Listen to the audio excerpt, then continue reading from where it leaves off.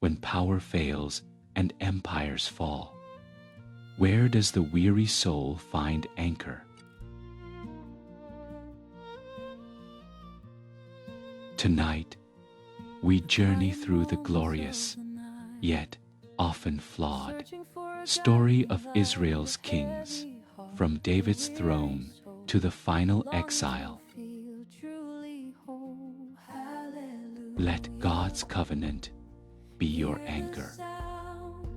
Then they told David, saying, Behold, the Philistines fight against Keilah, and they rob the threshing floors.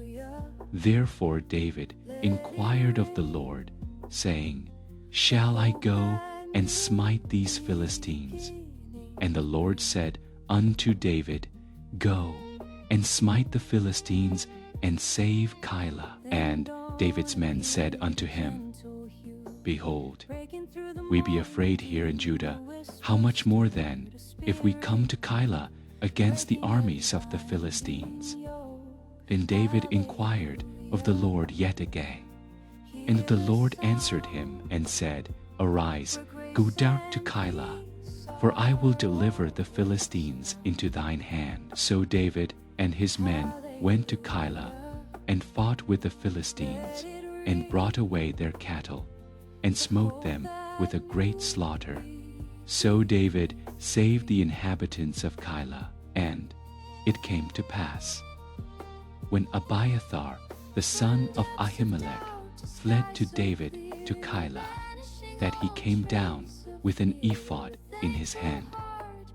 And it was told Saul that David was come to Keilah. And Saul said, God hath delivered him into mine hand, for he is shut in by entering into a town that hath gates and bars.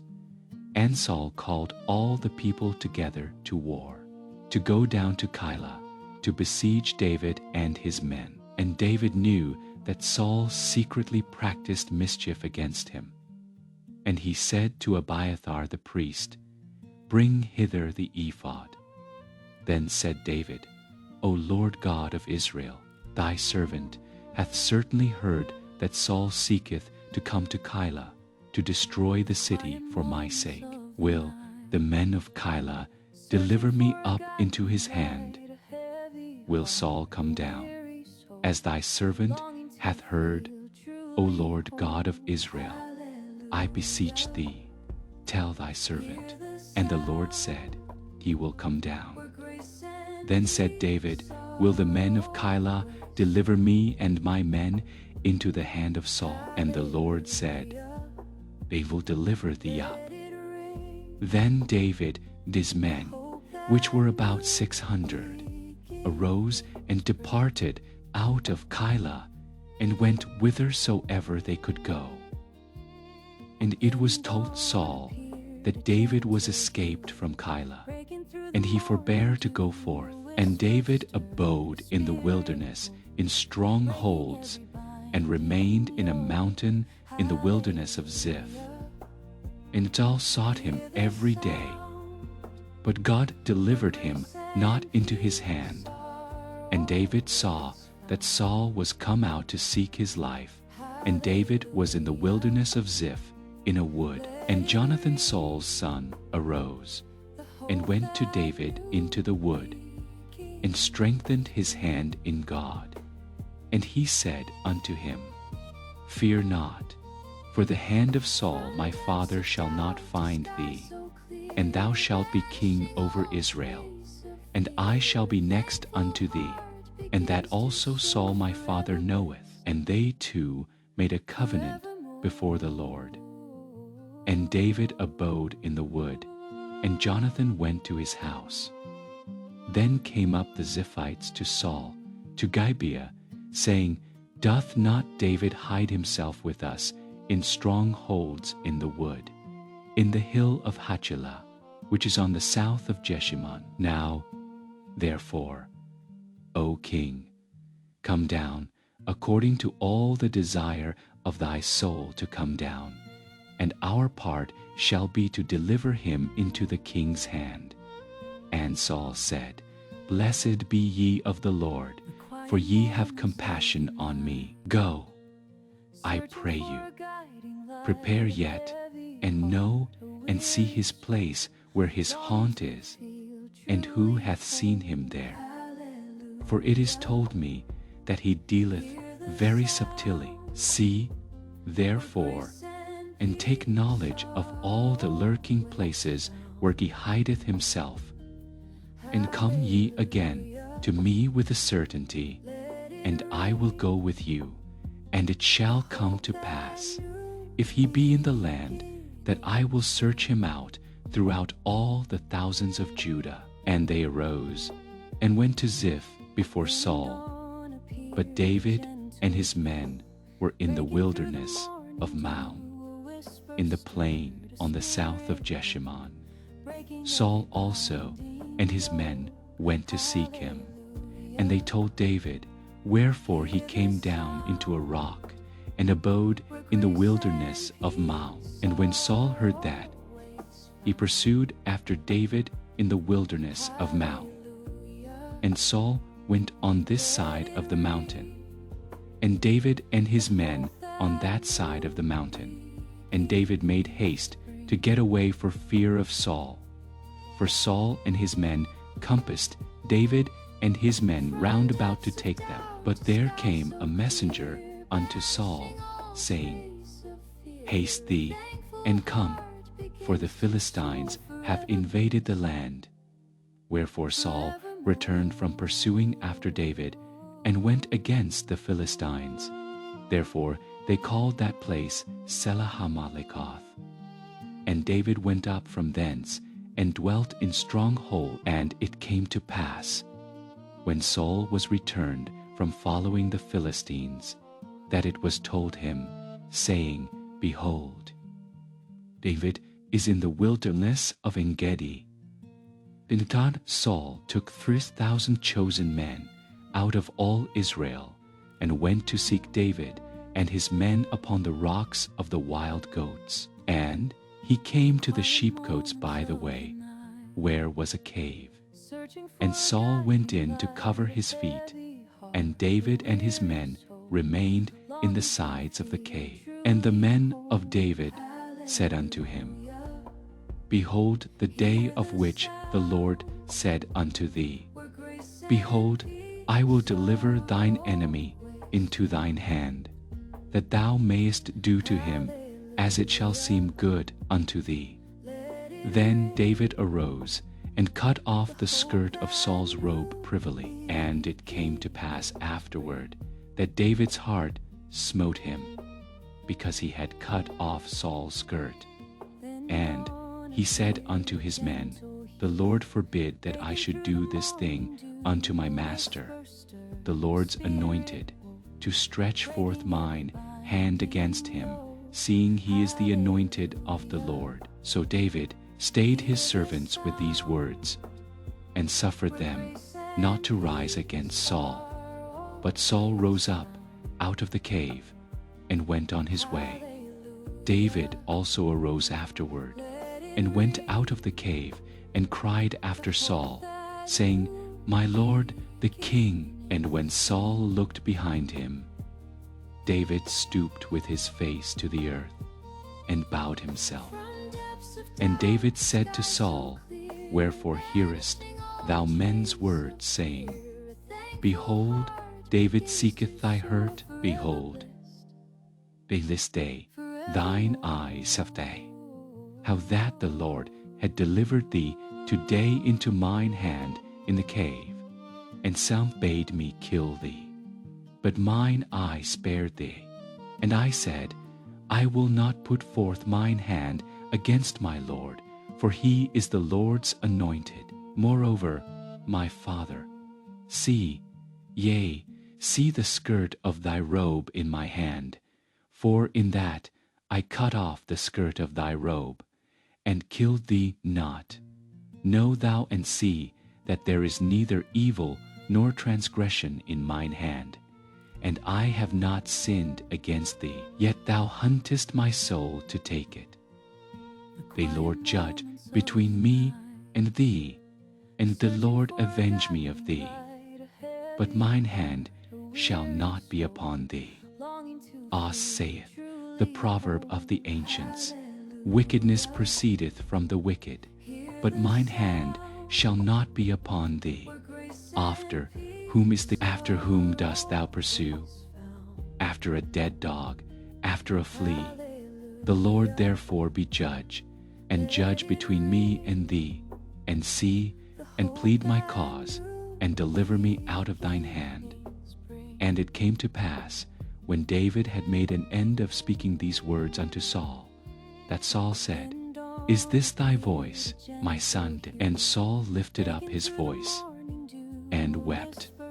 And he said to David, Thou art more righteous than I, for thou hast rewarded me good, whereas I have rewarded thee evil. And thou hast shewed this day how that thou hast dealt well with me, forasmuch as when the Lord had delivered me into thine hand, thou killedst me not.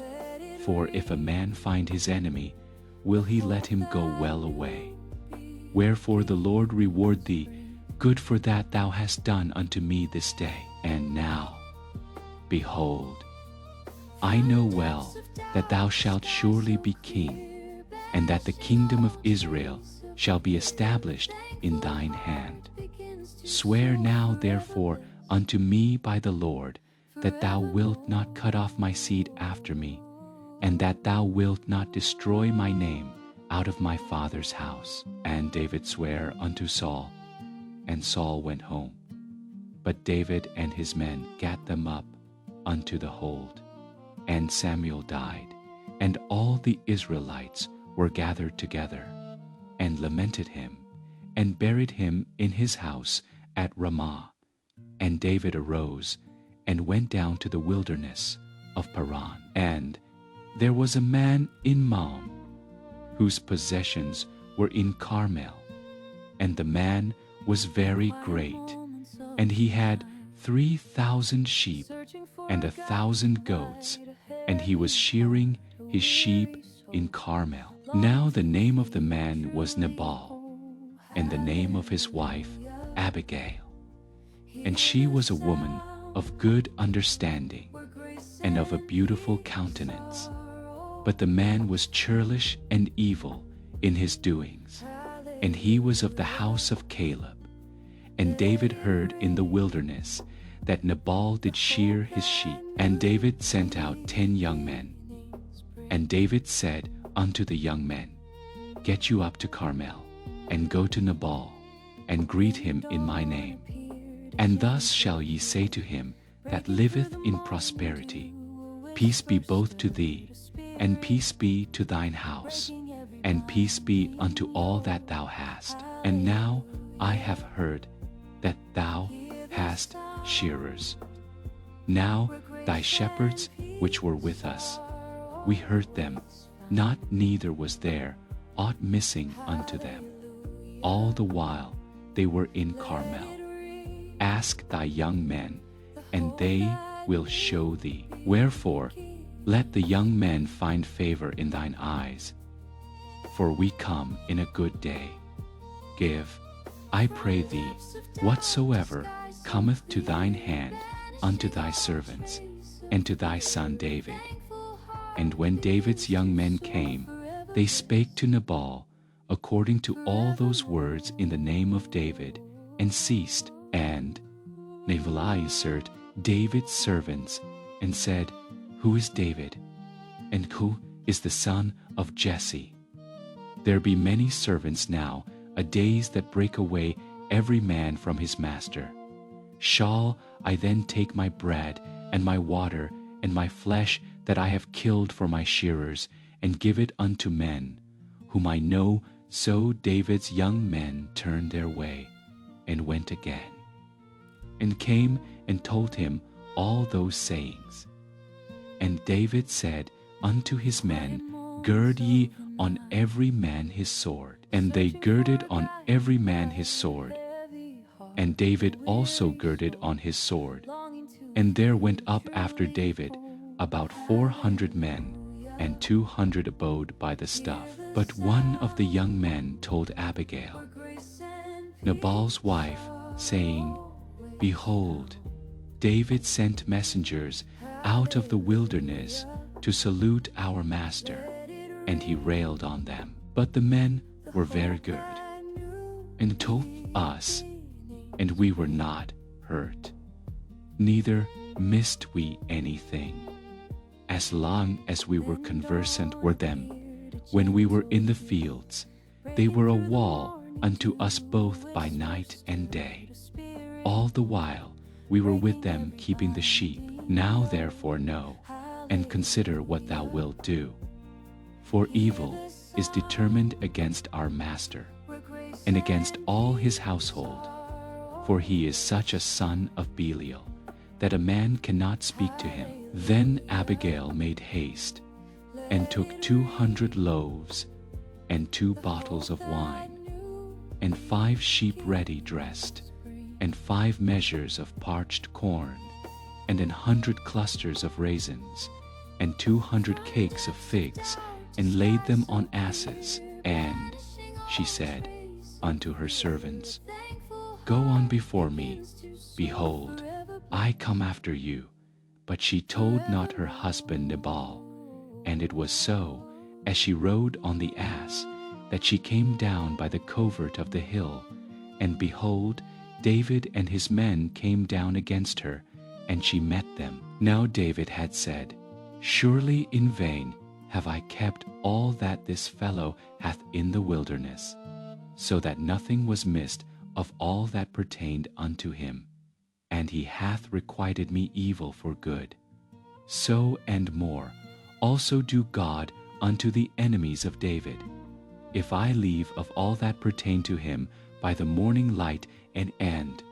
When Abigail saw David, she hasted, and lighted off the ass, and fell before David on her face, and bowed herself to the ground, and fell at his feet, and said, Upon me, my Lord, upon me let this iniquity be, and let thine handmaid, I pray thee, speak in thine audience, let not my Lord, I pray thee, regard this man of Belial, even Nabal, for as his name is, so is he. Nabal is his name, and folly is with him.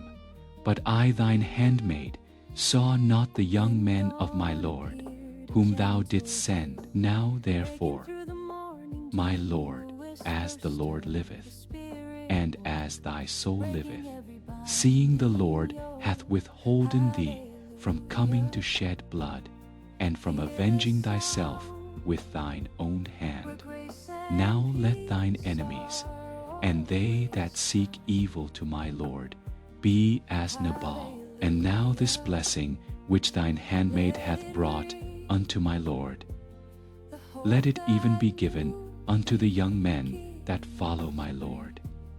I pray thee, forgive the trespass of thine handmaid, for the Lord will certainly make my Lord a sure house, because my Lord fighteth the battles of the Lord, and evil hath not been, yet a man is risen to pursue thee, and to seek thy soul. But the soul of my Lord shall be bound in the bundle of life with the Lord thy God, and the souls of thine enemies, them shall he sling out as out of the middle of a sling. And it shall come to pass, when the Lord shall have done to my Lord according to all the good that he hath spoken concerning thee, and shall have appointed thee ruler over Israel, that this shall be no grief unto thee, nor offense of heart unto my Lord, either that thou hast shed blood causeless, or that my Lord, but when the Lord shall have dealt well with my Lord, and remember thine handmaid. And David said to Abigail, Blessed be the Lord God of Israel, which sent thee this day to meet me, and blessed be thy advice, and blessed be thou, which hast kept me this day from coming to shed blood, and from avenging myself with mine. For in very deed, as the Lord God of Israel liveth, which hath kept me back from hurting thee, except thou hadst hasted and come to meet me. Surely there had not been left unto Nabal by the morning light any that pisseth against the wall. So David received of her hand that which she had brought him, and said unto her, Go up in peace to thine house. See, I have hearkened to thy voice, and have accepted thy person. And Abigail came to Nabal, and, behold, he held a feast in his house, like the feast of a king. And Nabal's heart was merry within him, for he was very drunken. Wherefore she told him nothing, less or more, until the morning light. But it came to pass in the morning, when the wine was gone out of Nabal, and his wife had told him these things, that his heart died within him, and he became as a stone. And it came to pass about 10 days after, that the Lord smote Nabal, that he died. And when David heard that Nabal was dead, he said, Blessed be the Lord, that hath pleaded the cause of my reproach from the hand of Nabal, and hath kept his servant from evil. For the Lord hath returned the wickedness of Nabal upon his own head. And David sent and communed with Abigail, to take her to him to wife. And when the servants of David were come to Abigail to Carmel, they spake unto her, saying, David sent us unto thee, to take thee to him to wife. And she arose, and bowed herself on her face to the earth, and said, Behold, let thine handmaid be a servant to wash the feet of the servants of my Lord. And Abigail hasted, and arose, and rode upon an ass, with 5 damsels of hers that went after her. And she went after the messengers of David, and became his wife. David also took Ahinoam of Jezreel, and they were also both of them his wives. But Saul had given Michal his daughter, David's wife, to Phaltiel the son of Laish, which was of Gay. And the Ziphites came unto Saul to Gibeah, saying, Doth not David hide himself in the hill of Hachilah, which is before Jeshimon? Then Saul arose and went down to the wilderness of Ziph, having 3,000 chosen men of Israel with him, to seek David in the wilderness of Ziph. And Saul pitched in the hill of Hachilah, which is before Jeshimon by the way. But David abode in the wilderness, and he saw that Saul came after him into the wilderness. David therefore sent out spies, and understood that Saul was come in very deed. And David arose, and came to the place where Saul had pitched. And David beheld the place where Saul lay, and Abner the son of Ner, the captain of his host. And Saul lay in the trench, and the people pitched round about him. Then answered David, and said to Ahimelech the Hittite, and to Abishai the son of Zeruiah, brought to Joab, saying, Who will go down with me to Saul to the camp? And Abishai said, I will go down with thee. So David and Abishai came to the people by night, and, behold, Saul lay sleeping within the trench, and his spear stuck in the ground at his bolster. But Abner and the people lay round about him. Then said Abishai to David, God hath delivered thine enemy into thine hand this day. Now therefore let me smite him, I prythee, with the spear even to the earth at once, and I will not smite him the second time. And David said to Abishai, Destroy him not, for who can stretch forth his hand against the Lord's anointed, and be guiltless? David said furthermore, As the Lord liveth, the Lord shall smite him, or his day shall come to die, or he shall descend into battle and perish. The Lord forbid that I should stretch forth mine hand against the Lord's anointed. But I pray thee, take thou now the spear that is at his bolster, and the cruse of water, and let us go. So David took the spear and the cruse of water from Saul's bolster, and they gat them away, and no man saw it, nor knew it, neither awaked, for they were all asleep, because a deep sleep from the Lord was fallen upon them. Then David went over to the other side, and stood on the top of an hill afar off, a great space being between them. And David cried to the people, and to Abner the son of Ner, saying, Answerest thou not, Abner?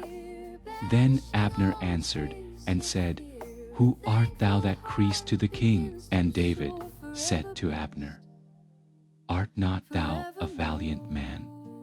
And who is like to thee in Israel? Wherefore then hast thou not kept thy lord the king? For there came one of the people in to destroy the king thy lord. This thing is not good that thou hast done. As the Lord liveth, ye are worthy to die, because ye have not kept your master, the Lord's anointed. And now see where the king's spear is, and the cruse of water that was at his bolster. And Saul knew David's voice, and said, Is this thy voice, my son David? And David said, It is my voice, my lord, O king. And he said, Wherefore doth my lord thus pursue after his servant? For what have I done, or what evil is in mine hand? Now therefore, I pray thee, let my lord the king hear the words of his servant. If the Lord have stirred thee up against me, let him accept an offering. But if they be the children of men, cursed be they before the Lord, for they have driven me out this day from abiding in the inheritance of the Lord, saying, Go, serve other gods. Now therefore, let not my blood fall to the earth before the face of the Lord. For the king of Israel is come out to seek a flea, as when one doth hunt a partridge in the mountains. Then said Saul, I have sinned, return, my son David, for I will no more do thee harm, because my soul was precious in thine eyes this day. Behold, I have played the fool, and have erred exceedingly. And David answered and said, Behold the king's spear, and let one of the young men come over and fetch it. The Lord render to every man his righteousness and his faithfulness, for the Lord delivered thee into my hand today. But I would not stretch forth mine hand against the Lord's anointed. And, behold, thy life was much set by this day in mine eyes. So let my life be much set by in the eyes of the Lord, and let him deliver me out of all tribulation. Then Saul said to David, Blessed be thou, my son David, thou shalt both do great things. And so David went on his way, and Saul returned to his place. And David said in his heart, I shall now perish one day by the hand of Saul. There is nothing better for me than that I should speedily escape into the land of the Philistines, and Saul shall despair of me to seek me any more in any coast of Israel. So shall I escape out of his hand. And David arose, and he passed over with the 600 men that were with him unto Achish, the son of Maoch, king of Gath. And David dwelt with Achish at Gath, he and his men, every man with his household, even David with his 2 wives, Ahinoam the Jezreelitess, and Abigail the Carmelitess, Nabal's wife. And it was told Saul that David was fled to Gath, and he sought no more again for him. And David said unto Achish, If I have now found grace in thine eyes, let them give me a place in some town in the country, that I may dwell there. For why should thy servant dwell in the royal city with thee? Then Achish gave him Ziklag that day. Wherefore Ziklag pertaineth unto the kings of Judah unto this day. And the time that David dwelt in the country of the Philistines was a full year and 4 months. And David and his men went up and invaded the Geshurites and the Gezrites and the Amalekites, for those nations were of old the inhabitants of the land, as thou goest to Shur, even unto the land of Egypt. And David smote the land, and left neither man nor woman alive, and took away the sheep, and the oxen, and the asses, and the camels, and the apparel, and returned, and came to Achish.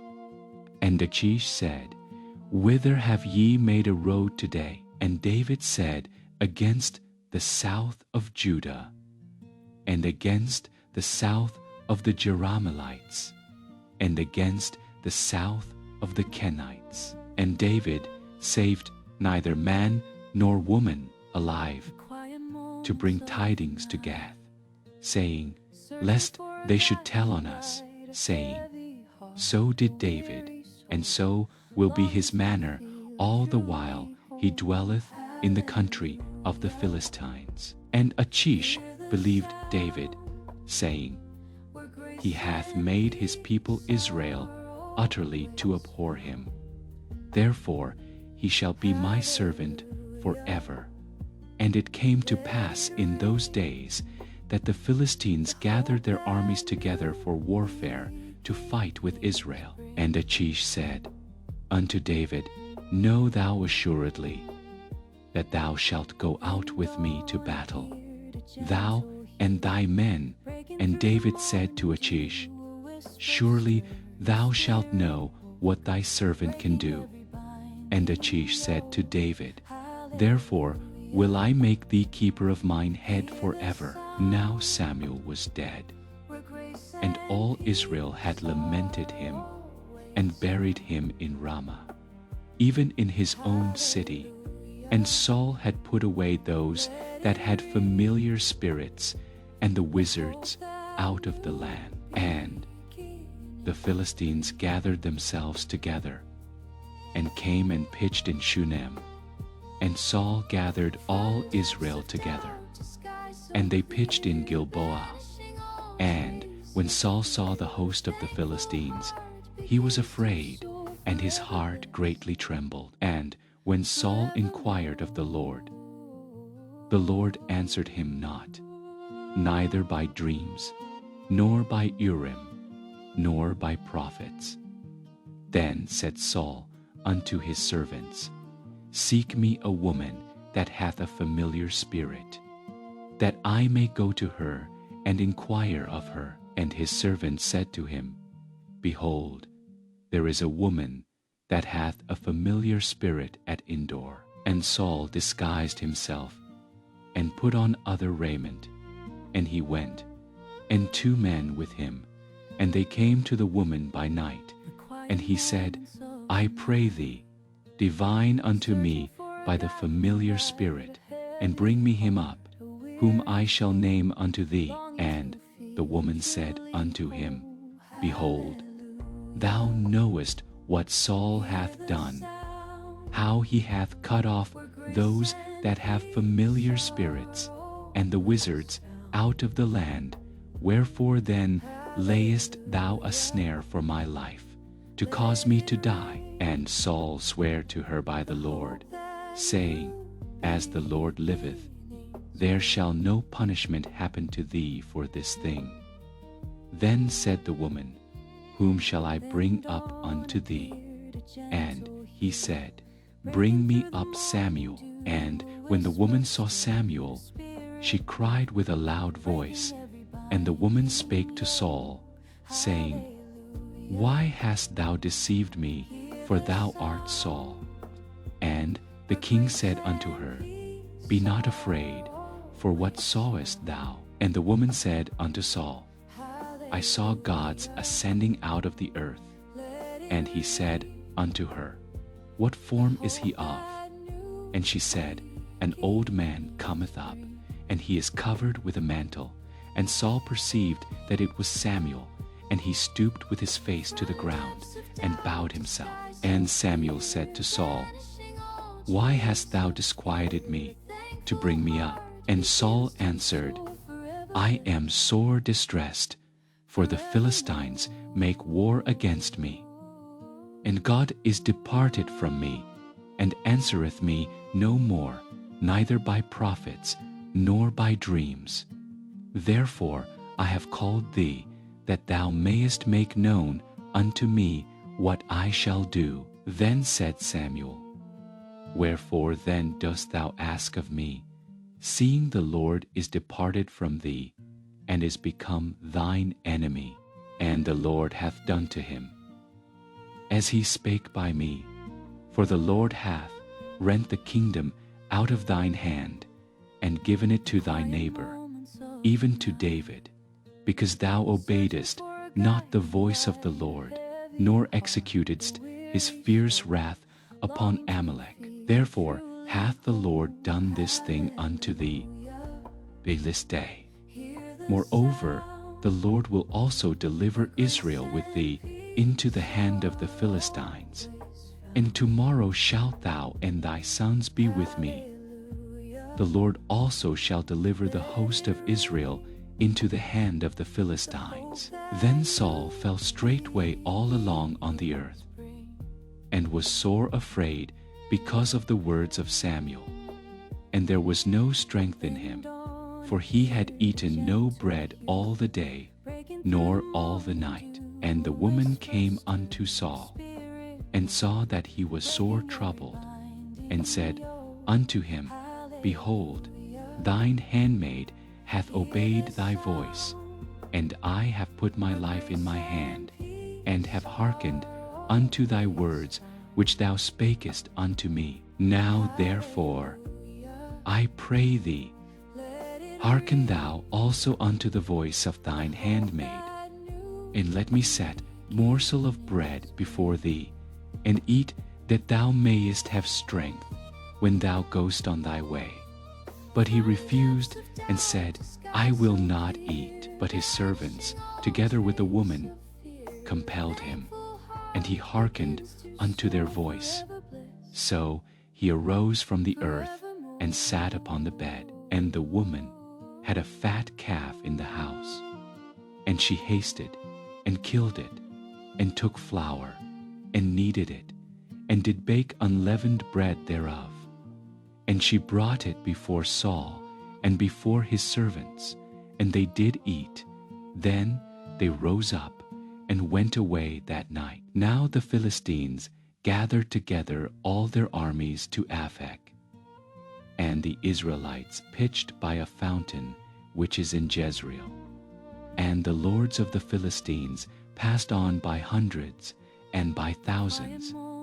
But David and his men passed on in the reward with Achish. Then said the princes of the Philistines, What do these Hebrews here? And Achish said unto the princes of the Philistines, Is not this David, the servant of Saul, the king of Israel, which hath been with me these days, or these years? And I have found no fault in him, since he fell unto me unto this day. And the princes of the Philistines were wroth with him. And the princes of the Philistines said unto him, Make this fellow return, that he may go again to his place which thou hast appointed him, and let him not go down with us to battle, lest in the battle he be an adversary to us. For wherewith should he reconcile himself unto his master? Should it not be with the heads of these men? Is not this David, of whom they sang one to another in dances, saying, Saul slew his thousands, and David his 10,000s? Then Achish called David, and said unto him, Surely, as the Lord liveth, thou hast been upright, and thy going out and thy coming in with me in the host is good in my sight. For I have not found evil in thee since the day of thy coming unto me unto this day. Nevertheless, the Lord's favor thee not. Wherefore now return, and go in peace, that thou displease not the lords of the Philistines. And David said unto Achish, But what have I done? And what hast thou found in thy servant so long as I have been with thee unto this day, that I may not go fight against the enemies of my lord the king? And Achish answered and said to David, I know that thou art good in my sight as an angel of God, notwithstanding the princes of the Philistines have said, He shall not go up with us to the battle. Wherefore now rise up early in the morning with thy master's servants that are come with thee, and as soon as ye be up early in the morning and have light, depart. So David and his men rose up early to depart in the morning, to return into the land of the Philistines. And the Philistines went up to Jezreel. And it came to pass, when David and his men were come to Ziklag the third day, that the Amalekites had invaded the south, and Ziklag, and smitten Ziklag, and burned it with fire, and had taken the women captives that were therein. They slew not any, either great or small, but so David and his men came to the city. And, behold, it was burned with fire, and their wives, and their sons, and their daughters were taken captives. Then David and the people that were with him lifted up their voice and wept until they had no more power to weep. And David's 2 wives were taken captives, Ahinoam the Jezreelites, and Abigail the wife of Nabal the Carmelite. And David was greatly distressed, for the people spake of stoning him, because the soul of all the people was grieved, every man for his sons and for his daughters. But David encouraged himself in the Lord his God. And David said to Abiathar the priest, Ahimelech's son, I pray thee, bring me hither the ephod. And Abiathar brought thither the ephod to David. And David inquired at the Lord, saying, Shall I pursue after this troop? Shall I overtake them? And he answered him, Pursue, for thou shalt surely overtake them, and without fail recover all. So David went, he and the 600 men that were with him, and came to the brook Besor, where those that were left behind stayed. But David pursued, he and 400 men, for 200 abode behind, which were so faint that they could not go over the brook Besor. And they found an Egyptian in the field, and brought him to David, and gave him bread, and he did eat. And they made him drink water, and they gave him a piece of cake of figs, and 2 clusters of raisins. And when he had eaten, his spirit came again to him, for he had eaten no bread. And David said unto him, To whom belongest thou, and whence art thou? And he said, I am a young man of Egypt, servant to an Amalekite, and my master left me, because 3 days ago I fell sick. We made an invasion upon the south of the Cherethites, and upon the coast which belongeth to Judah, and upon the south of Caleb. And we burned Ziklag with fire. And David said to him, Canst thou bring me down to this company? And he said, Swear unto me by God, that thou wilt neither kill me, nor deliver me into the hands of my master, and I will bring thee down to this company. And when he had brought him down, behold, they were spread abroad upon all the earth, eating and drinking. and dancing, because of all the great spoil that they had taken out of the land of the Philistines and out of the land of Judah. And David smote them from the twilight, even unto the evening of the next day.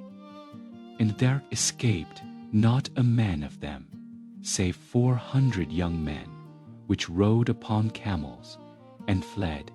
And David recovered all that the Amalekites had carried away, and David rescued his 2 wives, and there was nothing lacking to them, neither small nor great, neither sons nor daughters, neither spoil nor anything that they had taken to them. David recovered all. And David took all the flocks and the herds which they drave before those other cattle, and said, This is David's spoil. And David came to the 200 men, which were so faint that they could not follow David, whom they had made also to abide at the brook Besor. And they went forth to meet David, and to meet the people that were with him. And when David came near to the people, he saluted them. Then answered all the wicked men and men of Belial, of those that went with David, and said, Because they went not with us, we will not give them aught of the spoil that we have recovered, save to every man his wife and his children, that they may lead them away and depart. Then said David, Ye shall not do so, my brethren, with that which the Lord hath given us, who hath preserved us, and delivered the company that came against us into our hand. For who will hearken unto you in this matter? But as his part is that goeth down to the battle, so shall his part be that tarrieth by the stuff. They shall part. And it was so from that day forward, that he made it a statute and an ordinance for Israel unto this day. And when David came to Ziklag, he sent of the spoil unto the elders of Judah, even to his friends, saying, Behold a present for you of the spoil of the enemies of the Lord, to them which were in Bethel, and to them which were in South Ramoth, and to them which were in Jatir, and to them which were in Aroer, and to them which were in Sifmoth, and to them which were in Eshtemoa, and to them which were in Rachel, and to them which were in the cities of the Jerahmeelites, and to them which were in the cities of the Kenites, and to them which were in Hormah, and to them which were in Korashan, and to them which were in Athach, and to them which were in, and to all the places where David himself and his men were wont to haunt. Now the Philistines fought against Israel, and the men of Israel fled from before the Philistines, and fell down slain in Mount Gilboa. And the Philistines followed hard upon Saul and upon his sons. And the Philistines slew Jonathan, and Abinadab, and Melchishua, Saul's sons. And the battle went sore against Saul, and the archers hit him, and he was sore wounded of the archers. Then said Saul unto his armor-bearer, Draw thy sword, and thrust me through therewith, lest these uncircumcised come and thrust me through, and abuse me. But his armor-bearer would not, for he was sore afraid. Therefore Saul took a sword and fell upon it. And when his armor-bearer saw that Saul was dead, he fell likewise upon his sword and died with him. So Saul died, and his 3 sons, and his armor-bearer, and all his men that same day together. And when the men of Israel that were on the other side of the valley, and they that were on the other side Jordan, saw that the men of Israel fled, and that Saul and his sons were dead, they forsook the cities and fled, and the Philistines came and dwelt in them. And it came to pass on the morrow when the Philistines came to strip the slain, that they found Saul and his 3 sons fallen in Mount Gilboa. And they cut off his head and stripped off his armor, and sent into the land of the Philistines round about, to publish it in the house of their idol. And they put his armor in the house of Ashtaroth, and they fastened his body to the wall of Bethshan. And when the inhabitants of Jabesh Gilead heard of that which the Philistines had done to Saul, all the valiant men arose and went all night, and took the body of Saul and the bodies of his sons from the wall of Bethshan, and came to Jabesh, and burnt them there. And they took their bones, and buried them under a tree at Jabesh, and fasted 7 days. Now it came to pass, after the death of Saul, when David was returned from the slaughter of the Amalekites, and David had abode 2 days in Ziklag, it came even to pass on the 3rd day that, behold, a man came out of the camp from Saul with his clothes rent and earth upon his head. When he came to David, that he fell to the earth and did obeisance. And David said unto him, From whence comest thou? And he said unto him, Out of the camp of Israel am I escaped. And David said unto him, How went the matter? I pray thee, tell me. And he answered, That the people are fled from the battle, and many of the people also are fallen and dead. And Saul and Jonathan his son are dead also. And David said unto the young man that told him, How knowest thou that Saul and Jonathan his son be dead? And the young man that told him said, As I happened by chance upon Mount Gilboa, behold, Saul leaned upon his spear, and lo, the chariots and horsemen followed hard after him. And when he looked behind him, he saw me, and called unto me. And I answered, Here am I. And he said unto me, Who art thou? And I answered him, I am an Amalekite. He said unto me again, Stand, I pray thee, upon me, and slay me, for anguish is come upon me, because my life is yet whole in me. So I stood upon him, and slew him, because I was sure that he could not live after that he was fallen. And I took the crown that was upon his head, and the bracelet that was on his arm, and have brought them hither unto my Lord. Then David took hold on his clothes, and rent them. And likewise all the men that were with him, and they mourned, and wept, and fasted, until even for Saul, and for Jonathan his son, and for the people of the Lord, and for the house of Israel, because they were fallen by the sword.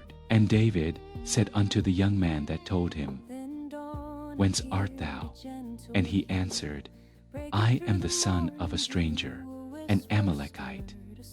And David said unto him, How wast thou not afraid to stretch forth thine hand to destroy the Lord's anointed? And David called one of the young men, and said, Go near, and fall upon him.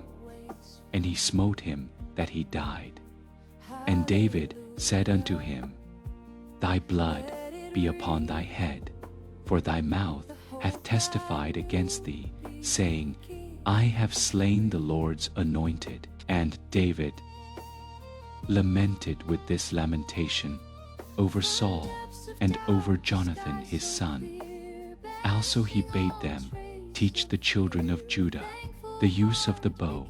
Behold, it is written in the book of Jasher, The beauty of Israel is slain upon thy high places.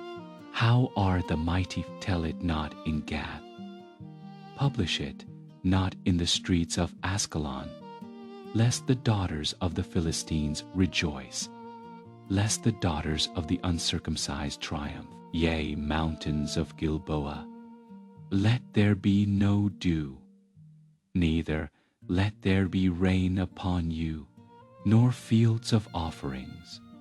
For there the shield of the mighty is vilely cast away, the shield of Saul, as though he had not been anointed with oil. From the blood of the slain, from the fat of the mighty. Then above Jonathan turned not back, and the sword of Saul returned not empty. Saul and Jonathan were lovely and pleasant in their lives, and in their death. They were not divided, they were swifter than eagles.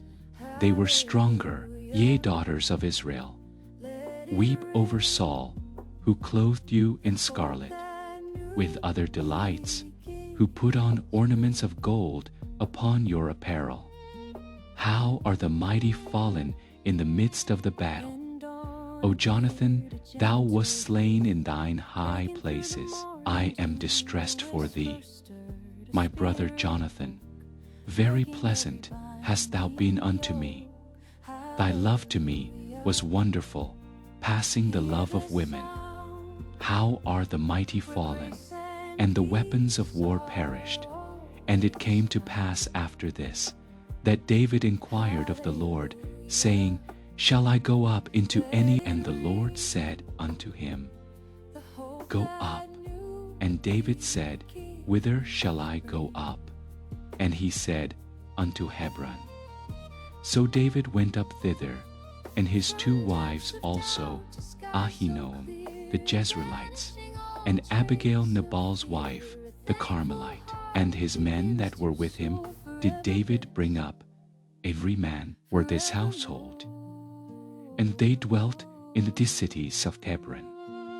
And the men of Judah came, and there they anointed David king over the house of Judah.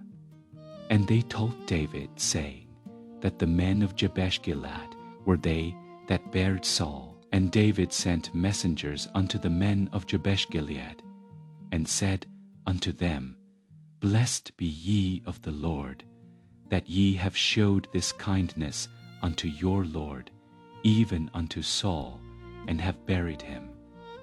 And now the Lord show kindness and truth unto you, and I also will requite you this kindness, because ye therefore now let your hands be strengthened. And be ye valiant, for your master Saul is dead, and also the house of Judah have anointed me king over them. But Abner, the son of Ner, captain of Saul's host, took Ishbosheth, the son of Saul, and brought him over to Mahanaim, and made him king over Gilead, and over the Asherites, and over Jezreel, and over Ephraim, and over Benjamin, and over all Israel. Ishbosheth, Saul's son, was 40 years old when he began to reign over Israel, and reigned 2 years. But the house of Judah followed David, and the time that David was king in Hebron over the house of Judah was 7 years and 6 months. And Abner, the son of Ner, and the servants of Ishbosheth, the son of Saul, went out from Mahanaim to Gibeon. And Joab, the son of Zeruiah, and the servants of David, went out and met together by the pool of Gibeon. And they sat down, the one on the one side of the pool, and the other on the other side of the pool. And Abner said to Joab, Let the young men now arise and play before us. And Joab said, Let them arise. Then there arose and went over by number 12 of Benjamin, which pertained to Ishbosheth the son of Saul, and 12 of the servants of David. And they caught every one his fellow by the head, and thrust his sword in his fellow's side. So they fell down together. Wherefore That place was called Helkathazzarim, which is in Gibeon. And there was a very sore battle that day, and Abner was beaten, and the men, and there were 3 sons of Zeruiah there, Joab, and Abishai, and Asahel. And Asahel was as light of foot as a wild roe. And Asahel pursued after Abner, and he turned not to the right hand nor to the left from following Abner. Then Abner looked behind him and said, and Abner said to him, Turn thee aside to thy right hand or to thy left, and lay thee hold on one of the young men, and take thee his armor. But Asahel would not turn aside from following of him.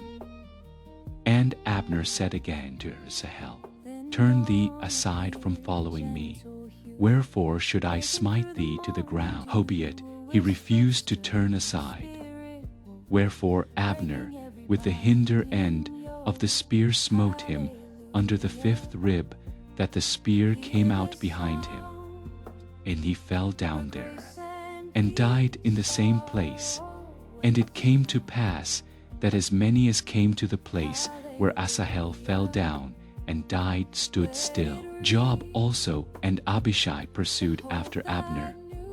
And the sun went down when they were come to the hill of Ammah, that lieth before Giah, by the way of the wilderness of Gibeon. And the children of Benjamin gathered themselves together after Abner, and became one troop, and stood on the top of an hill. Then Abner called to Joab, and said, Shall the sword devour forever? Knowest thou not that it will be bitterness in the latter end? How long shall it be then, ere thou bid the people return from following their brethren? And Joab said, As God liveth, unless thou hadst spoken, surely then in the morning the people had gone up every one from following his brother. So Joab blew a trumpet, and all the people stood still, and pursued after Israel no more, neither fought they any more. And Abner and his men walked all that night through the plain, and passed over Jordan, and went through all Bithron, and they came to Mahanaim. And Joab returned from following Abner, and when he had gathered all the people together, there lacked of David's servants 19 men, and Asahel. But the servants of David had smitten of Benjamin, and of Abner's men, so that 360 men died. And they took up Asahel, and buried him in the sepulchre of his father, which was in Bethlehem. And Joab and his men went all night, and they came to Hebron at break of day. Now there was long war between the house of Saul and the house of David. But David waxed stronger and stronger, and the house of Saul waxed weaker and weaker. And unto David were sons born in Hebron, and his firstborn was Amnon of Ahinoam the Jezreelites, and his second Chileab of Abigail the wife of Nabal the Carmelite, and the third Absalom the son of Maacah, the daughter of Talmai king of Geshur, Adonijah the son of Haggith, and the fifth Shephatiah the son of Abital, and the sixth Ithream, by Eglah David's wife. These were born to David in Hebron. And it came to pass, while there was war between the house of Saul and the house of David, that Abner made himself strong for the house of Saul. And Saul had a concubine, whose name was Rizpah, the daughter of Aiah. And Ishbosheth said to Abner, Wherefore hast thou gone in unto my father's concubine? Then was Abner very wroth for the words of Ishbosheth, and said, Am I a dog's head, which against Judah do shew kindness this day unto the house of Saul thy father, to his brethren, and to his friends, and have not delivered thee into the hand of David, that thou chargest me today with so do God to Abner. And more also, except as the Lord hath sworn to David, even so I do to him, to translate the kingdom from the house of Saul, and to set up the throne of David over Israel and over Judah, from Dan even to Beersheba. And he could not answer Abner a word again. And Abner sent messengers to David on his behalf, saying, Whose is the land? Saying also, Make thy league with me, and, behold, my hand shall be with thee, to bring about all Israel unto thee. And he said, Well, I will make a league with thee. But one thing I require of thee, that is, thou shalt not see my face, except thou first bring Michal Saul's daughter, when thou comest to see my face. And David sent messengers to Ishbosheth Saul's son, saying, Deliver me my wife Michal, which I espoused to me for 100 foreskins of the Philistines. And Ishbosheth sent, and took her from her husband, even from Phaltiel the son of Laish. And her husband went with her, along weeping behind her to Bahurim. Then said Abner unto him, Go, return.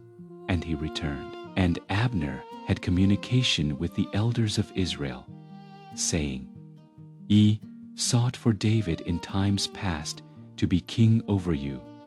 Now then do it, for the Lord hath spoken of David, saying, By the hand of my servant David I will save my people Israel out of the hand of the Philistines, and out of the hand of all their enemies. And Abner also spake in the ears of Benjamin.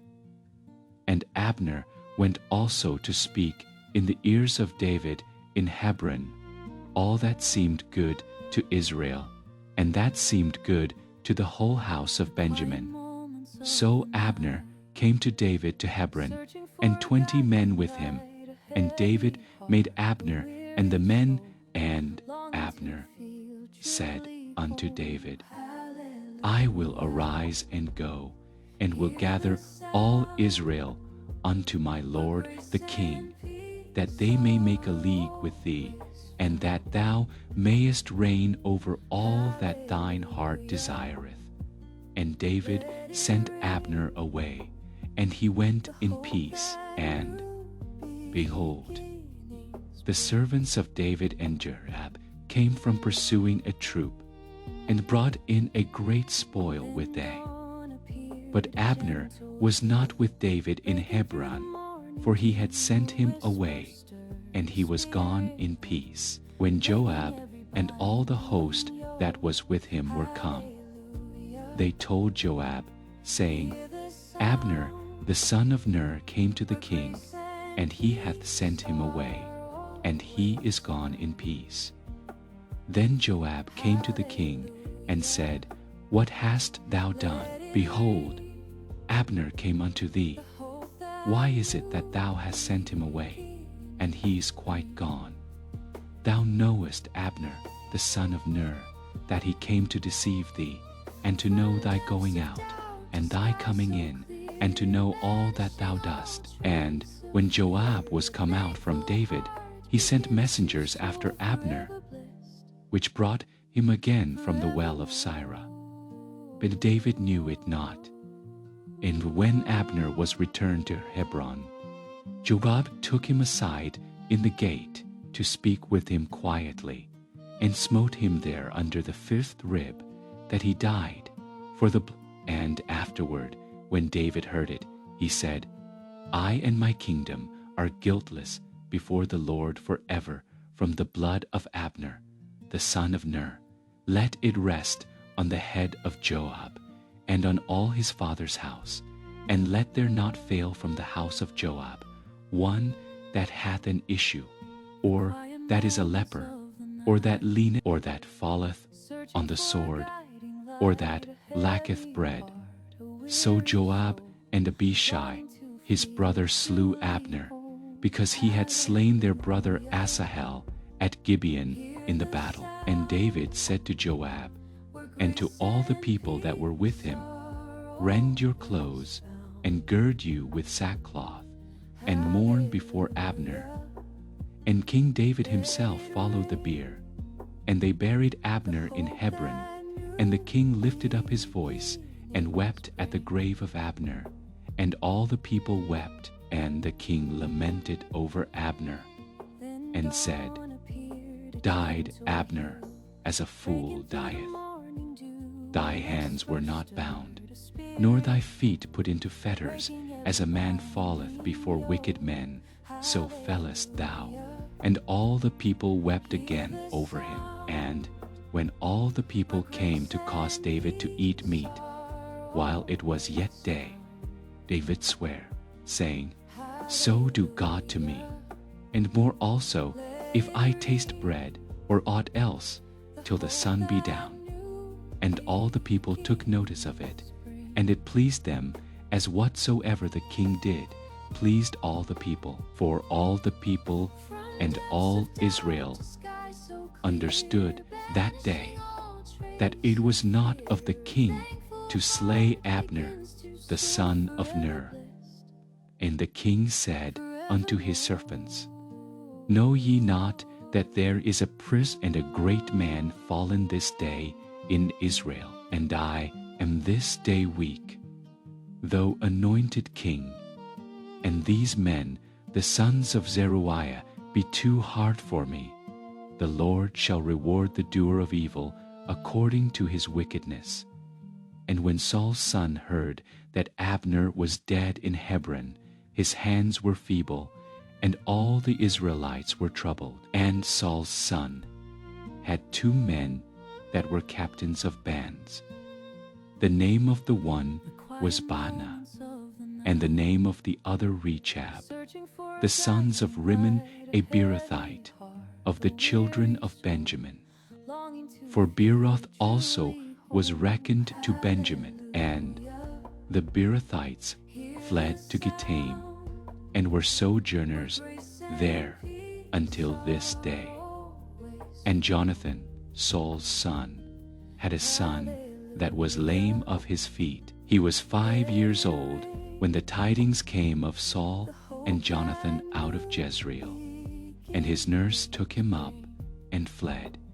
And it came to pass, as she made haste to flee, that he fell and became lame. And his name was Mephibosheth. And the sons of Rimmon the Beerothite, Rechab and Baanah, went and came about the heat of the day to the house of Ishbosheth, who lay on a bed at noon. And they came thither into the midst of the house, as though they would have fetched wheat. And they smote him under the 5th rib.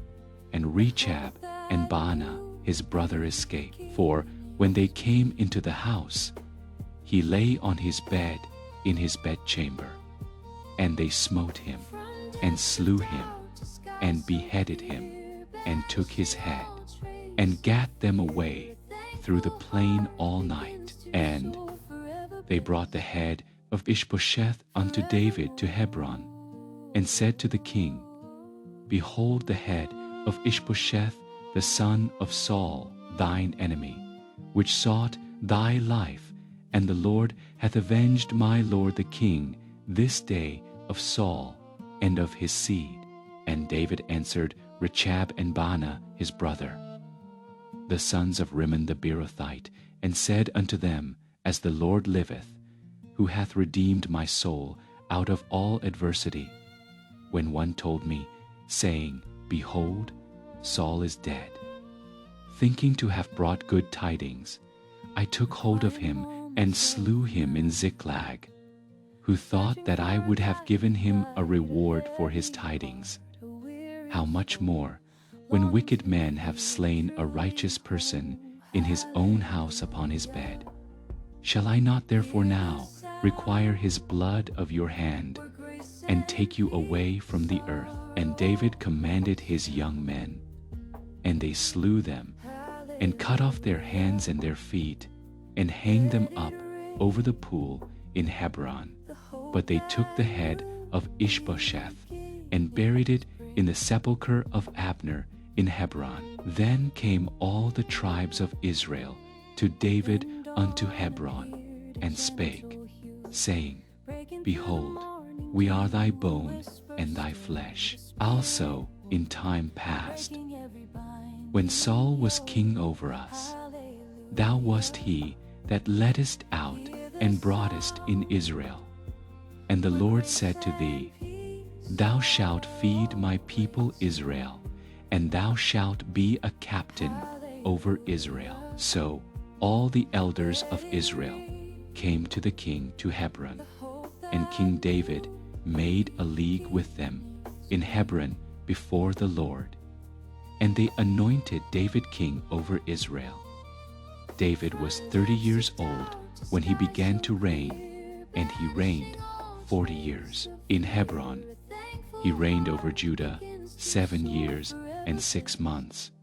And in Jerusalem he reigned 33 years over all Israel and Judah. And the king and his men went to Jerusalem unto the Jebusites, the inhabitants of the land, which spake unto David, saying, Except thou take away the blind and the lame, thou shalt not come in hither, thinking, David cannot come in hither. Nevertheless, David took the stronghold of Zion.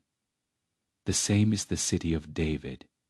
And David said on that day, Whosoever getteth up to the gutter, and smiteth the Jebusites, and the lame and the blind that are hated of David's soul, he shall be chief and captain. Wherefore they said, The blind and the lame shall not come into the house. So David dwelt in the fort, and called it the city of David. And David built round about, from Millo and inward. And David went on, and grew great, and the Lord God of hosts was with him. And Hiram king of Tyre sent messengers to David, and cedar trees, and carpenters, and masons. And they built David an house.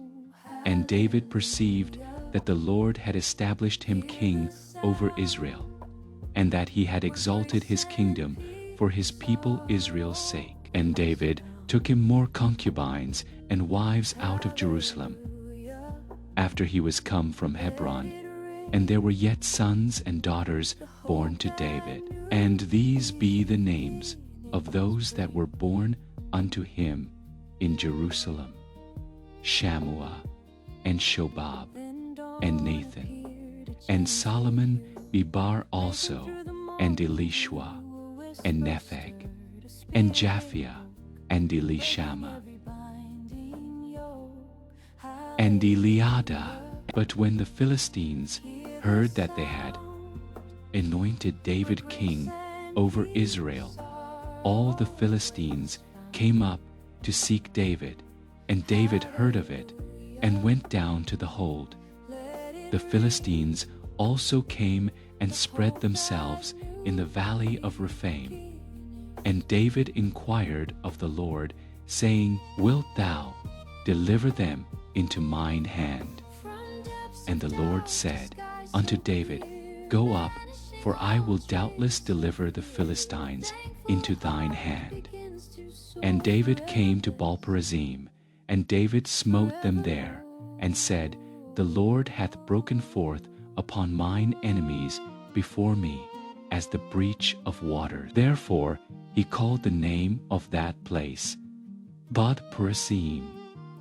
And there they left their images, and David and his men burned them. And the Philistines came up yet again, and spread themselves in the valley of Rephaim. And when David inquired of the Lord, he said, Thou shalt not go up, but fetch a compass behind them, and come upon them over against the mulberry trees, and let it be, when thou hearest the sound of a going in the tops of the mulberry trees, that then thou shalt bestir thyself, for then shall the Lord go out before thee to smite the host of the Philistines. And David did so, as the Lord had commanded him, and smote the Philistines from Geba until thou come to Gazer. Again David gathered together all the chosen men of Israel, 30,000. And David arose and went with all the people that were with him from Baal of Judah to bring up from thence the ark of God, whose name is called by the name of the Lord of hosts, that dwelleth between the cherubims. And they set the ark of God upon a new cart, and brought it out of the house of Abinadab, that was in Gibeah. And Uzzah and Ahio, the sons of Abinadab, drave the new cart, and they brought it out of the house of Abinadab, which was at Gibeah, accompanying the ark of God.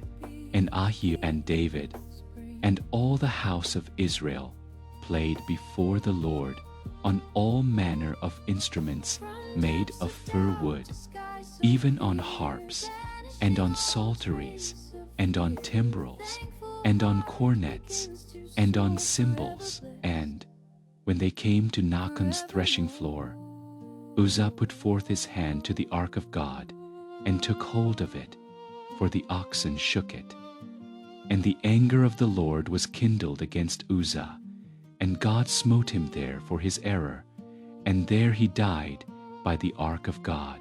And David was displeased, because the Lord had made a breach upon Uzzah, and he called the name of the place of Perduzzah to this day. And David was afraid of the Lord that day, and said, How shall the ark of the Lord come to me? So David would not remove the ark of the Lord unto him into the city of David. But David carried it aside into the house of Obed-Edom the Gittite. And the ark of the Lord continued in the house of Obed-Edom the Gittite 3 months.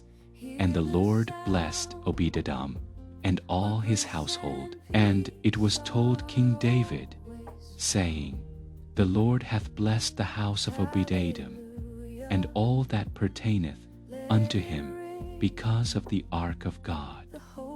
So David went and brought up the ark of God from the house of Obed-Edom into the city of David with gladness. And it was so that when they that bare the ark of the Lord had gone 6 paces, he sacrificed oxen and fatlings.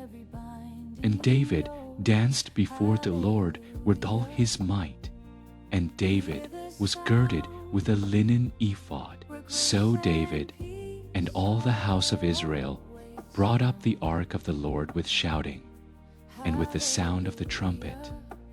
And as the ark of the Lord came into the city of David, Michal, Saul's daughter, looked through a window and saw King David leaping and dancing before the Lord.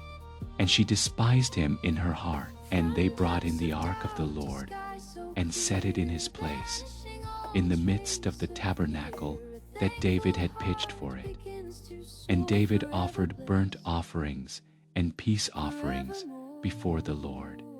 And as soon as David had made an end of offering burnt offerings and peace offerings, he blessed the people in the name of the Lord of hosts. And he dealt among all the people, even among the whole multitude of Israel, as well to the women as men, to every one a cake of bread, and a good piece of flesh, and a flagon of wine.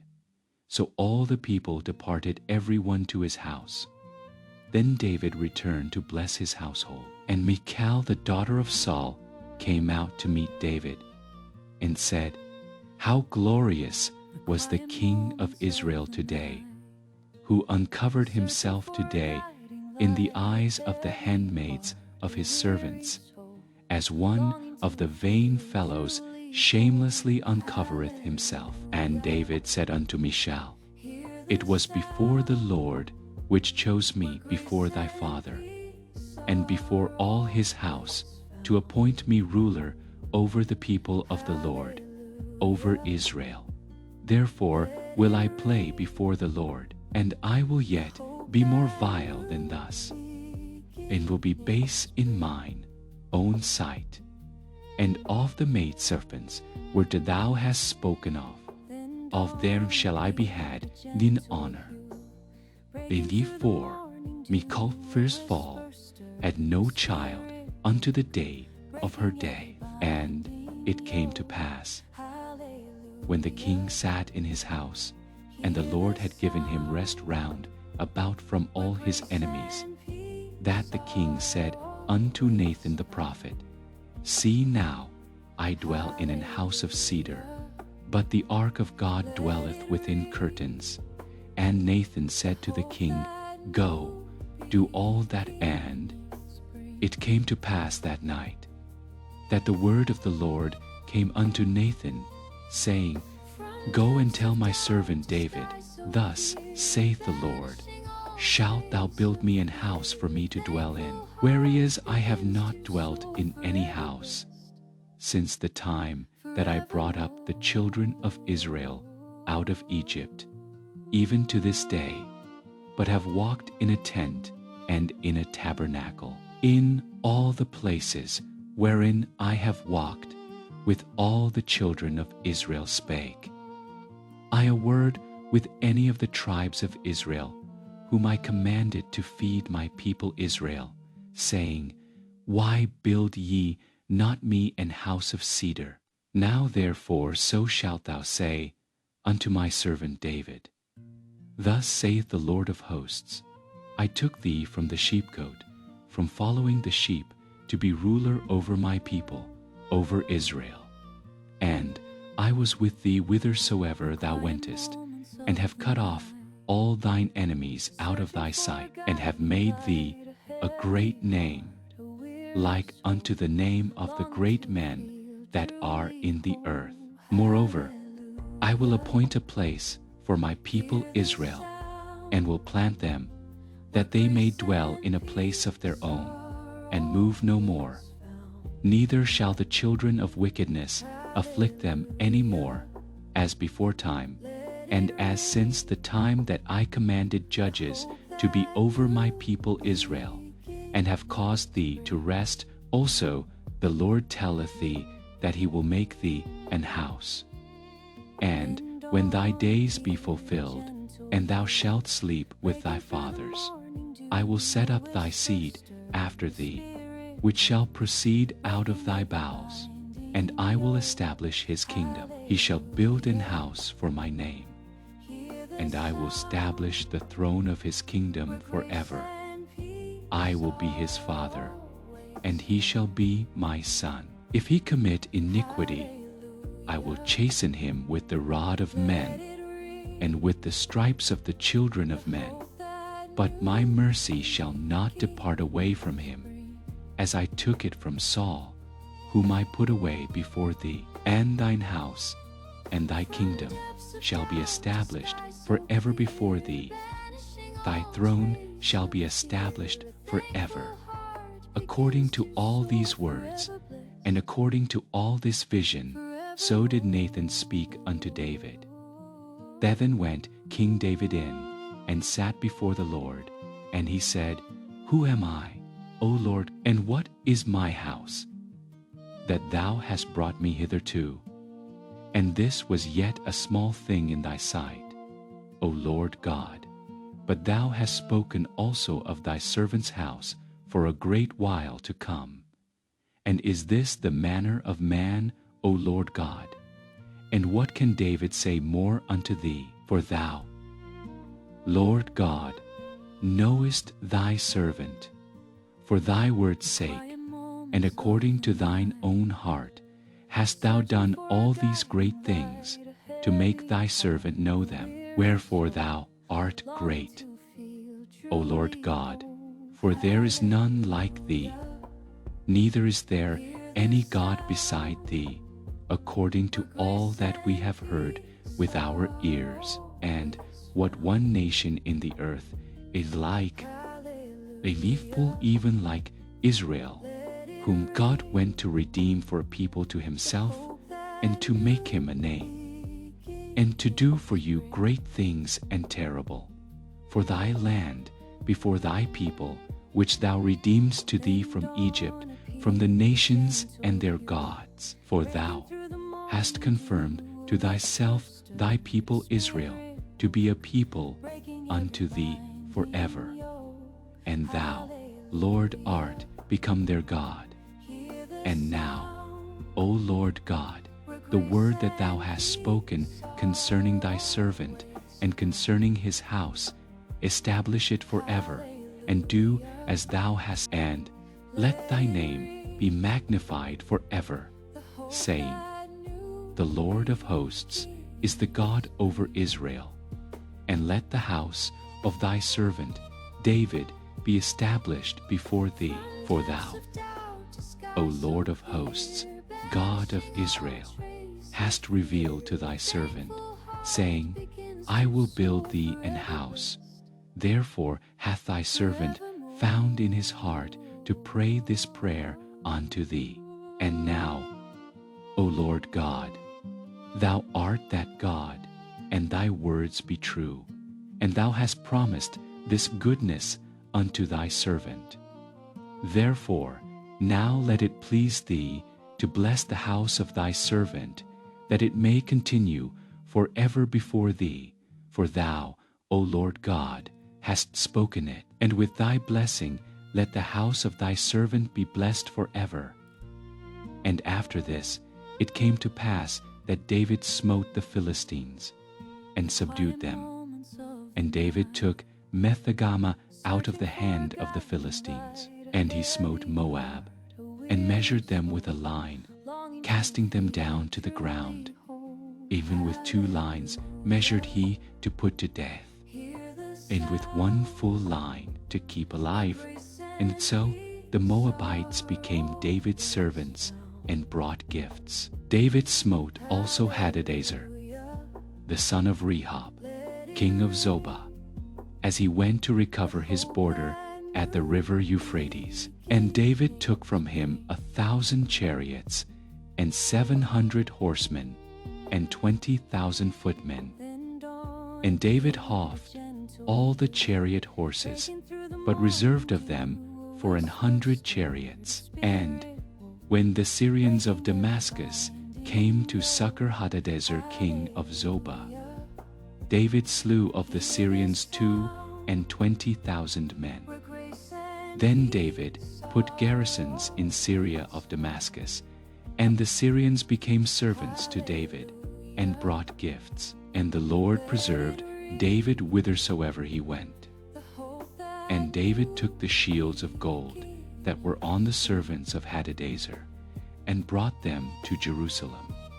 And from Betah, and from Berothai, cities of Hadadezer, King David took exceeding much brass. When Toi king of Hamath heard that David had smitten all the host of Hadadezer, then Toi sent Joram his son unto King David, to salute him, and to bless him, because he had fought against Hadadezer, and smitten him.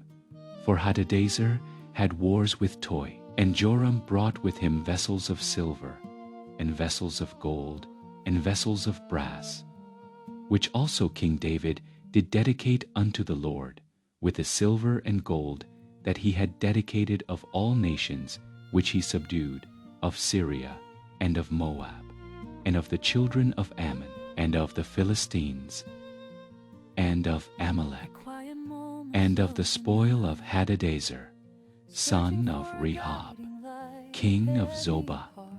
And David gat him a name when he returned from smiting of the Syrians in the valley of Salt, being 18,000 men. And he put garrisons in Edom.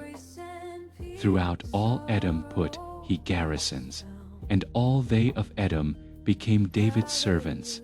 And the Lord preserved David whithersoever he went. And David reigned over all Israel, and David executed judgment and justice unto all his people. And Joab, the son of Zeruiah, was over the host. And Jehoshaphat, the son of Ahilud, was recorder. And Zadok, the son of Ahitub, and Ahimelech, the son of Abiathar, were the priests. And Sariah was the scribe, and Benaiah, the son of Jehoiada, was over both the Cherethites and the Pelethites. And David's sons were chief rulers. And David said, Is there yet any that is left of the house of Saul, that I may show him kindness for Jonathan's sake? And there was of the house of Saul a servant whose name was Ziba. And when they had called him unto David, the king said unto him, Art thou Ziba? And he said, Thy servant is he. And the king said, Is there not yet any of the house of Saul, that I may show the kindness of God unto him? And Ziba said unto the king, Jonathan hath yet a son, which is lame on his feet. And the king said unto him, Where is he? And Ziba said unto the king, Behold, he is in the house of Machir, the son of Amiel, in Lodebar. Then King David sent, and fetched him out of the house of Machir, the son of Amiel, from Lodebar. Now when Mephibosheth, the son of Jonathan, the son of Saul, was come unto David, he fell on his face, and did reverence. And David said, Mephibosheth. And he answered, Behold thy servant. And David said unto him, Fear not, for I will surely show thee kindness for Jonathan thy father's sake, and will restore thee all the land of Saul thy father, and thou shalt eat bread at my table continually. And he bowed himself, and said, What is thy servant, that thou shouldest look upon such a dead dog as I am? Then the king called to Ziba, Saul's servant, and said unto him, I have given unto thy master's son all that pertained to Saul and to all his house. Thou therefore, and thy sons, and thy servants, shall till the land for him, and thou shalt bring in the fruits, that thy master's son may have food to eat. But Mephibosheth, thy master's son, shall eat bread alway at my table. Now Ziba had 15 sons and 20 servants. Then said Ziba unto the king, According to all that my lord the king hath commanded his servant, so shall thy servant do. As for Mephibosheth, said the king, he shall eat at my table, as one of the king's sons. And Mephibosheth had a young son, whose name was Micah. And all that dwelt in the house of Ziba were servants unto Mephibosheth. So Mephibosheth dwelt in Jerusalem, for he did eat continually at the king's table, and was lame on both his feet. And it came to pass after this, that the king of the children of Ammon died, and Hanun his son reigned in his stead. Then said David, I will show kindness unto Hanun the son of Nahash, as his father shewed kindness unto me. And David sent to comfort him by the hand of his servants for his father. And David's servants came into the land of the children of Ammon. And the princes of the children of Ammon said unto Hanun their lord, Thinkest thou that David doth honor thy father, that he hath sent comforters unto thee? Hath not David rather sent his servants unto thee, to search the city, and to spy it out, and to overthrow it? Wherefore Hanun took David's servants, and shaved off the one half of their beards, and cut off their garments in the middle, even to their buttocks, and sent them away. When they told it unto David, he sent to meet them, because the men were greatly ashamed. And the king said, "Tarry at Jericho until your beards be grown, and then return." And when the children of Ammon saw that they stank before David, the children of Ammon sent and hired the Syrians of Beth-rehob, and the Syrians of Zobah 20,000 footmen, and of King Maacah 1,000 men, and of Ishtob 12,000 men. And when David heard of it, he sent Joab, and all the host of and the children of Ammon came out, and put the battle in array at the entering in of the gate. And the Syrians of Zobah, and of Rehob, and Ishtob, and Maacah were by themselves in the field. When Joab saw that the front of the battle was against him before and behind, he chose of all the choice men of Israel, and put them in array against the Syrians. And the rest of the people he delivered into the hand of Abishai his brother, that he might put them in array against the children of Ammon. And he said, "If the Syrians be too strong for me, then thou shalt help me. But if the children of Ammon be too strong for thee, then I will come and help thee. Be of good courage, and let us play the men for our people, and for the cities of our God, and the Lord do that which seemeth him good." And Joab drew nigh, and the people that were with him, unto the battle against the Syrians, and they fled before him. And when the children of Ammon saw that the Syrians were fled, then fled they also before Abishai, and entered into the city. So Joab returned, and when the Syrians saw that they were smitten before Israel, they gathered themselves together. And Hadarezer sent and brought out the Syrians that were beyond the river, and they came to Helam. And Shobach, the captain of the host of Hadarezer, went before them. And when it was told David, he gathered all Israel together, and passed over Jordan, and came to Helam.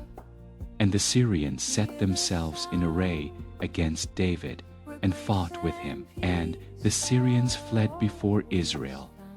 And David slew the men of 700 chariots of the Syrians, and 40,000 horsemen, and smote Shobach, the captain of their host, who died there. And when all the kings that were servants to Hadarezer saw that they were smitten before Israel, they made peace with Israel, and served them. So the Syrians feared to help the children of Ammon any more. And it came to pass, after the year was expired, at the time when kings go forth to battle, that David sent Joab, and his servants with him, and all Israel, and they destroyed the children of Ammon, and besieged Rabbah. But David tarried still at Jerusalem. And it came to pass in an evening tide, that David arose from off his bed, and walked upon the roof of the king's house. And from the roof he saw a woman washing herself. And the woman was very beautiful to look upon. And David sent and inquired after the woman. And one said, "Is not this Bathsheba, the daughter of Eliam, the wife of Uriah the Hittite?" And David sent messengers, and took her. And she came in unto him, and he lay with her, for she was purified from her uncleanness. And she returned unto her house. And the woman conceived, and sent and told David, and said, "I am with child." And David sent to Joab, saying, "Send me Uriah the Hittite." And Joab sent Uriah to David. And when Uriah was come unto him, David demanded of him how Joab did, and how the war prospered. And David said to Uriah, "Go down to thy house, and wash thy feet." And Uriah departed out of the king's house, and there followed him a mess of meat from the king.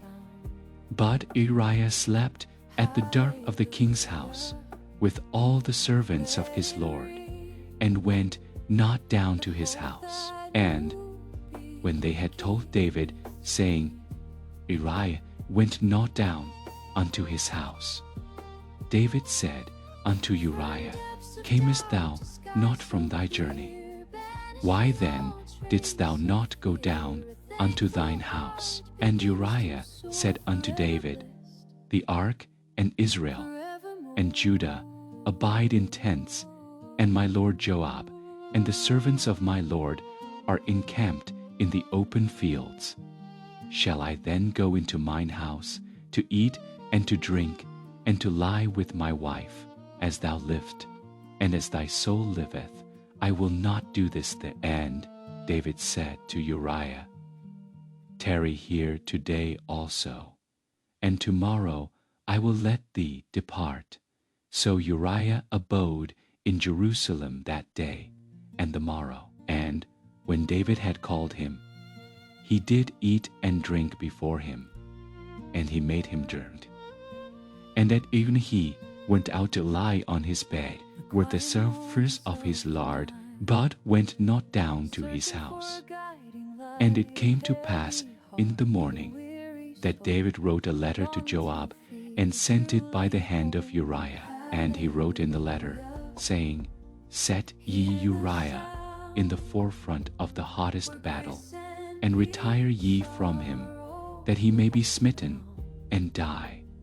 And it came to pass, when Joab observed the city, that he assigned Uriah unto a place where he knew that valiant men were. And the men of the city went out, and fought with Joab. And there fell some of the people of the servants of Day. And Uriah the Hittite died also. Then Joab sent and told David all the things concerning the war, and charged the messenger, saying, When thou hast made an end of telling the matters of the war unto the king, and if so be that the king's wrath arise, and he say unto thee, Wherefore approached ye so nigh unto the city when ye did fight? Knew ye not that they would shoot from the wall, who smote Abimelech the son of Jerubbesheth? Did not a woman cast a piece of a millstone upon him from the wall, that he died in Thebes? Why went ye nigh the wall? Then say thou, Thy servant Uriah the Hittite is dead also. So the messenger went, and came and showed David all that Joab had sent him for. And the messenger said unto David, Surely the men prevailed against us, and came out unto us into the field, and we were upon them even unto the entering of the gate. And the shooters shot from off the wall upon thy servants. And some of the king's servants be dead, and thy servant Uriah the Hittite is dead also. Then David said unto the messenger, Thus shalt thou say unto Joab, Let not this thing displease thee, for the sword devoureth one as well as another. Make thy battle more strong against the city, and overthrow it, and encourage thou him. And when the wife of Uriah heard that Uriah her husband was dead, she mourned for her husband. And when the mourning was past, David sent and fetched her to his house, and she became his wife, and bare him a son. But the thing that David had done displeased the Lord, and the Lord sent Nathan unto David. And he came unto him, and said unto him, There were two men in one city, the one rich and the other poor. The rich man had exceeding many flocks and herds, but the poor man had nothing, save one little ewe lamb, which he had bought and nourished up. And it grew up together with him, and with his children. It did eat of his own meat, and drank of his own cup, and lay in his bosom, and was unto him as a daughter. And there came a traveler unto the rich man, and he spared to take of his own flock and of his own herd, to dress for the wayfaring man that was come unto him, but took the poor man's lamb, and dressed it for the man that was come to him. And David's anger was greatly kindled against the man, and he said to Nathan, As the Lord liveth, the man that hath done this thing shall surely die, and he shall restore the lamb fourfold, because he did this thing, and because he had no pity.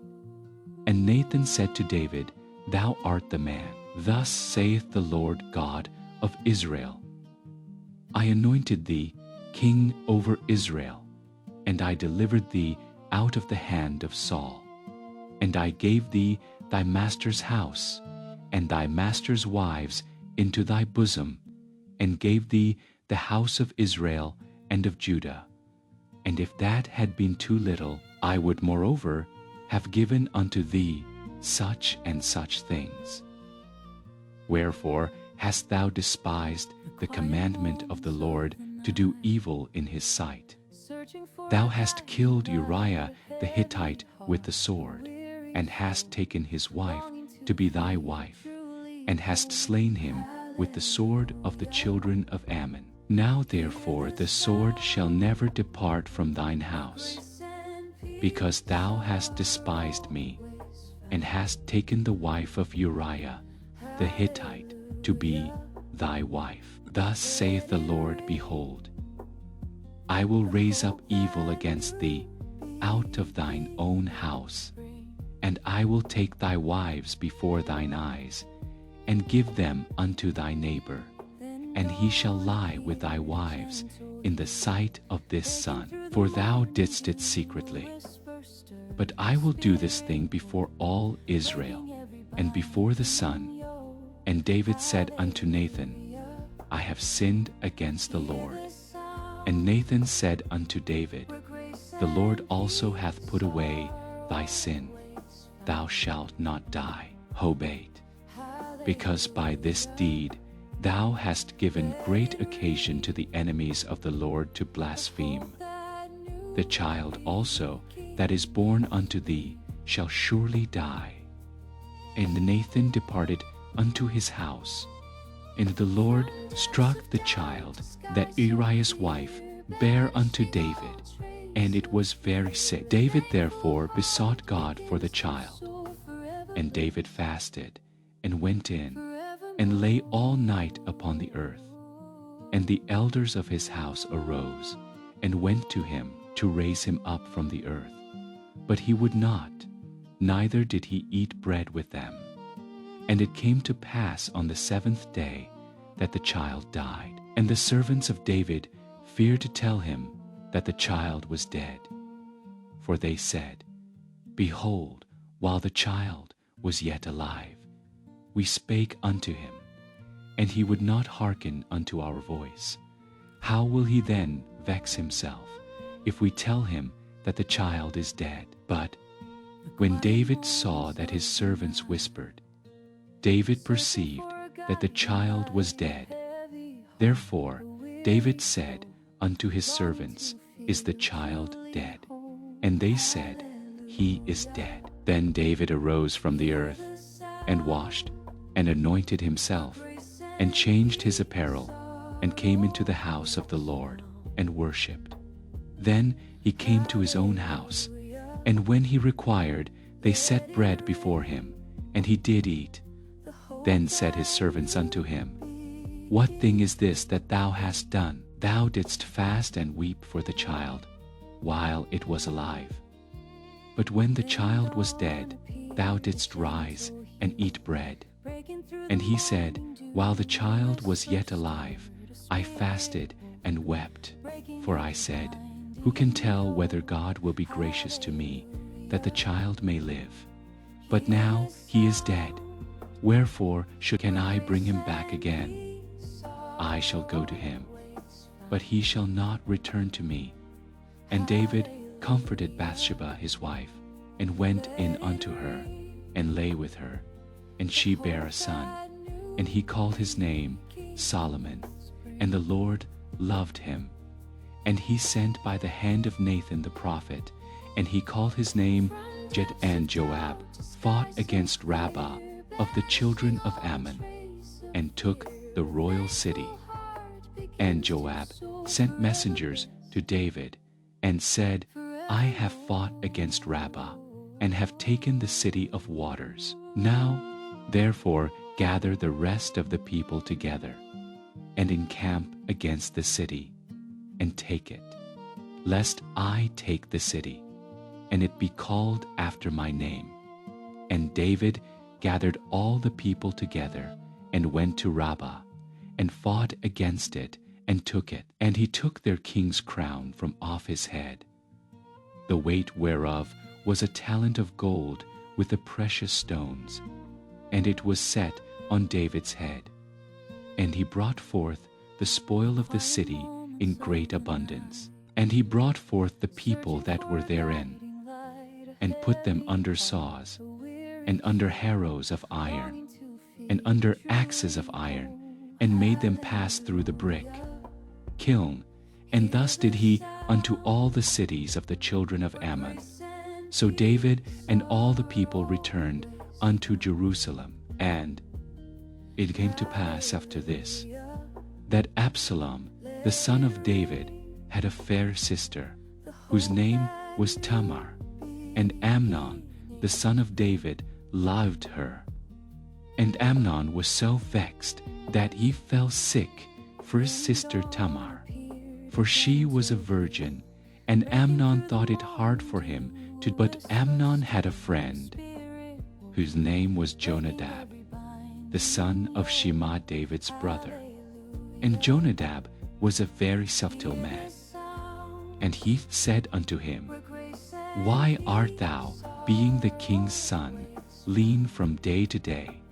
Wilt thou not tell me? And Amnon said unto him, I love Tamar, my brother Absalom's sister. And Jonadab said unto him, Lay thee down on thy bed, and make thyself sick.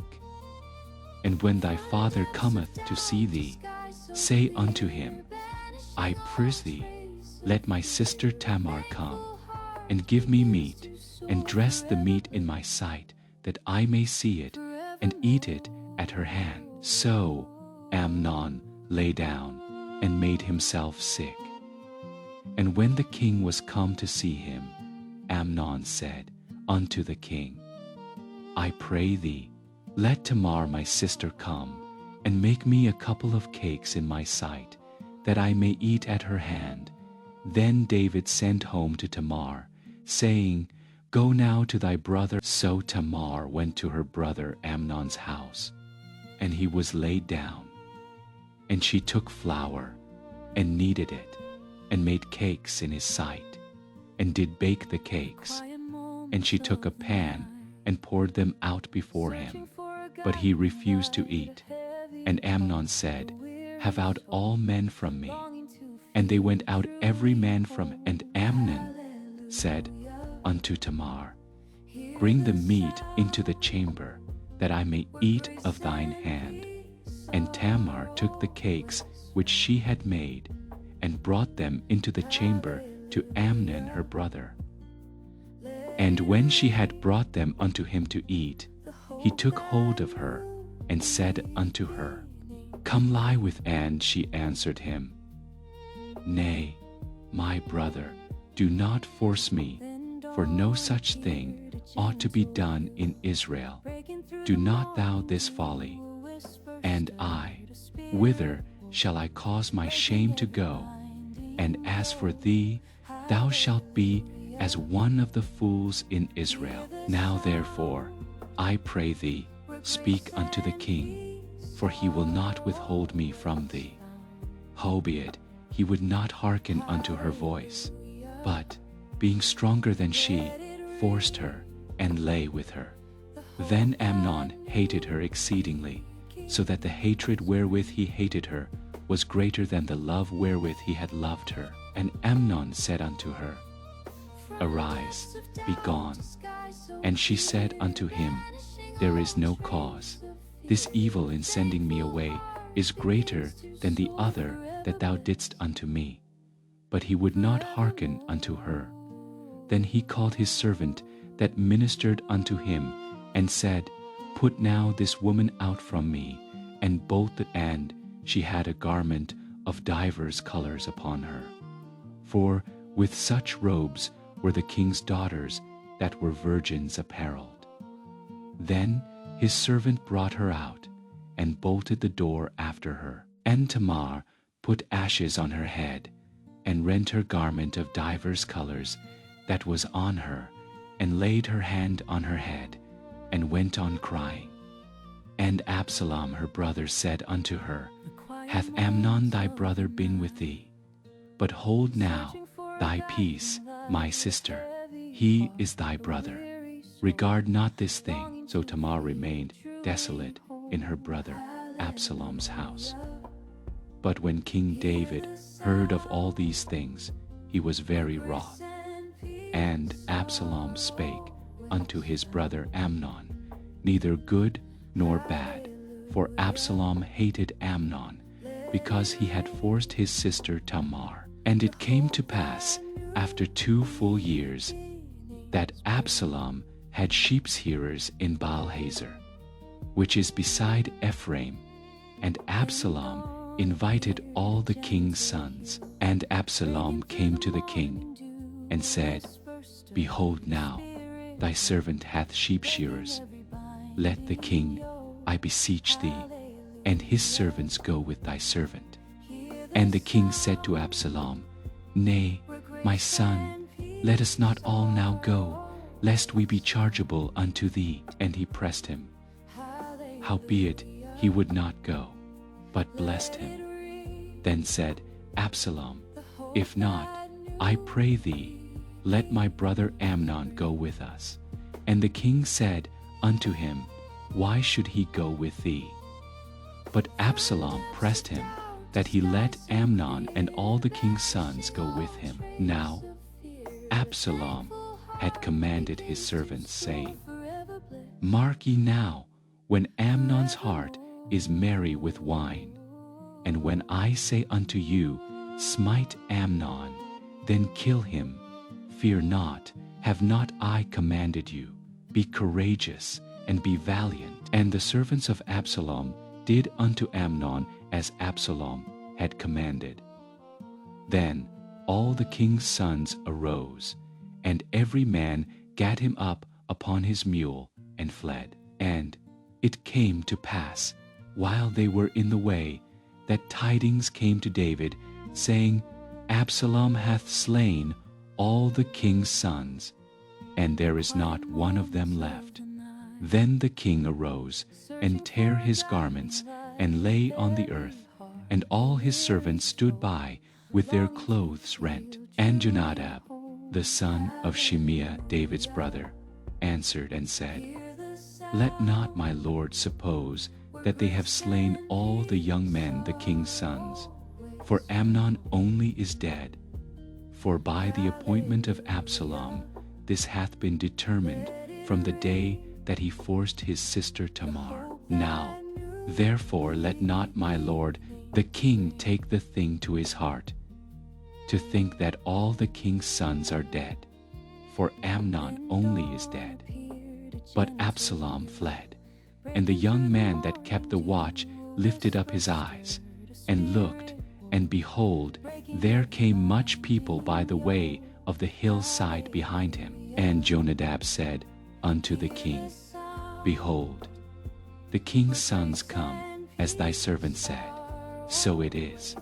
And it came to pass, as soon as he had made an end of speaking, that, behold, the king's sons came, and lifted up their voice, and wept.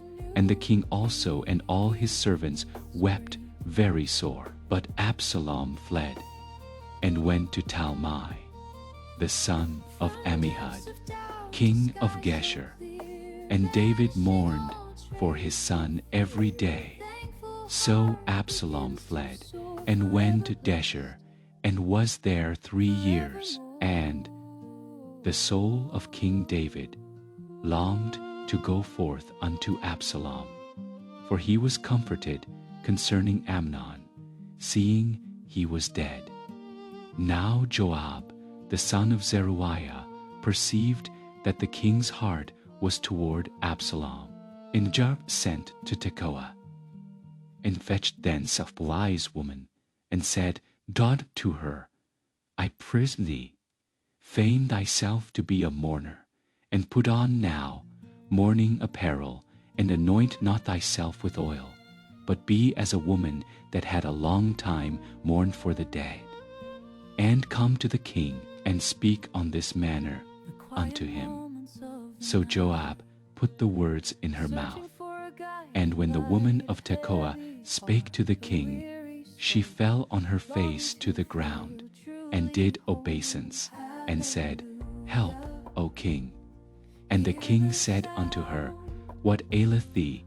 And she answered, I am indeed a widow woman, and thy handmaid had 2 sons, and they 2 strove together in the field, and there was none to part them. But the one smote the other, and slew him. And, behold, the whole family is risen against thine handmaid.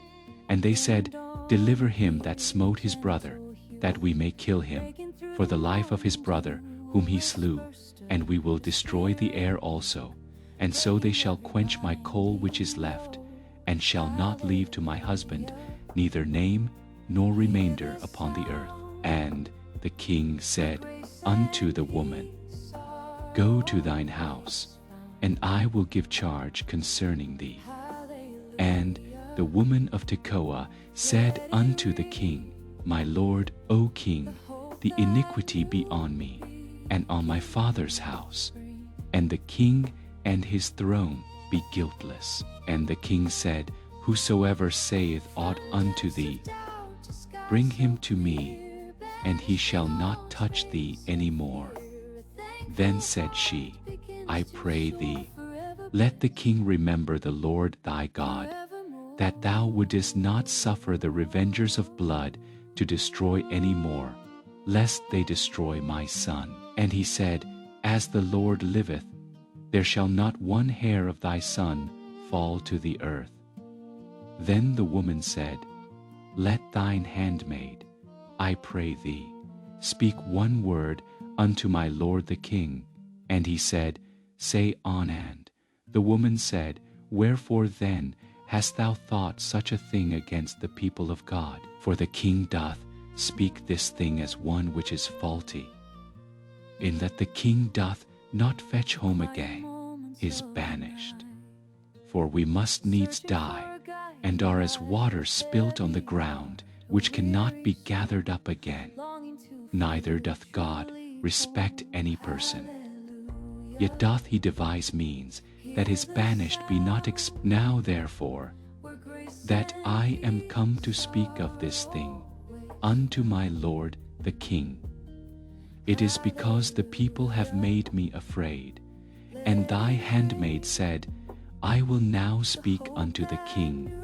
It may be that the king will perform the request of his handmaid, for the king will hear to deliver his handmaid out of the hand of the man that would destroy me and my son together out of the inheritance of God. Then thine handmaid said, The word of my lord the king shall now be comfortable, for as an angel of God, so is my lord the king to discern good and bad.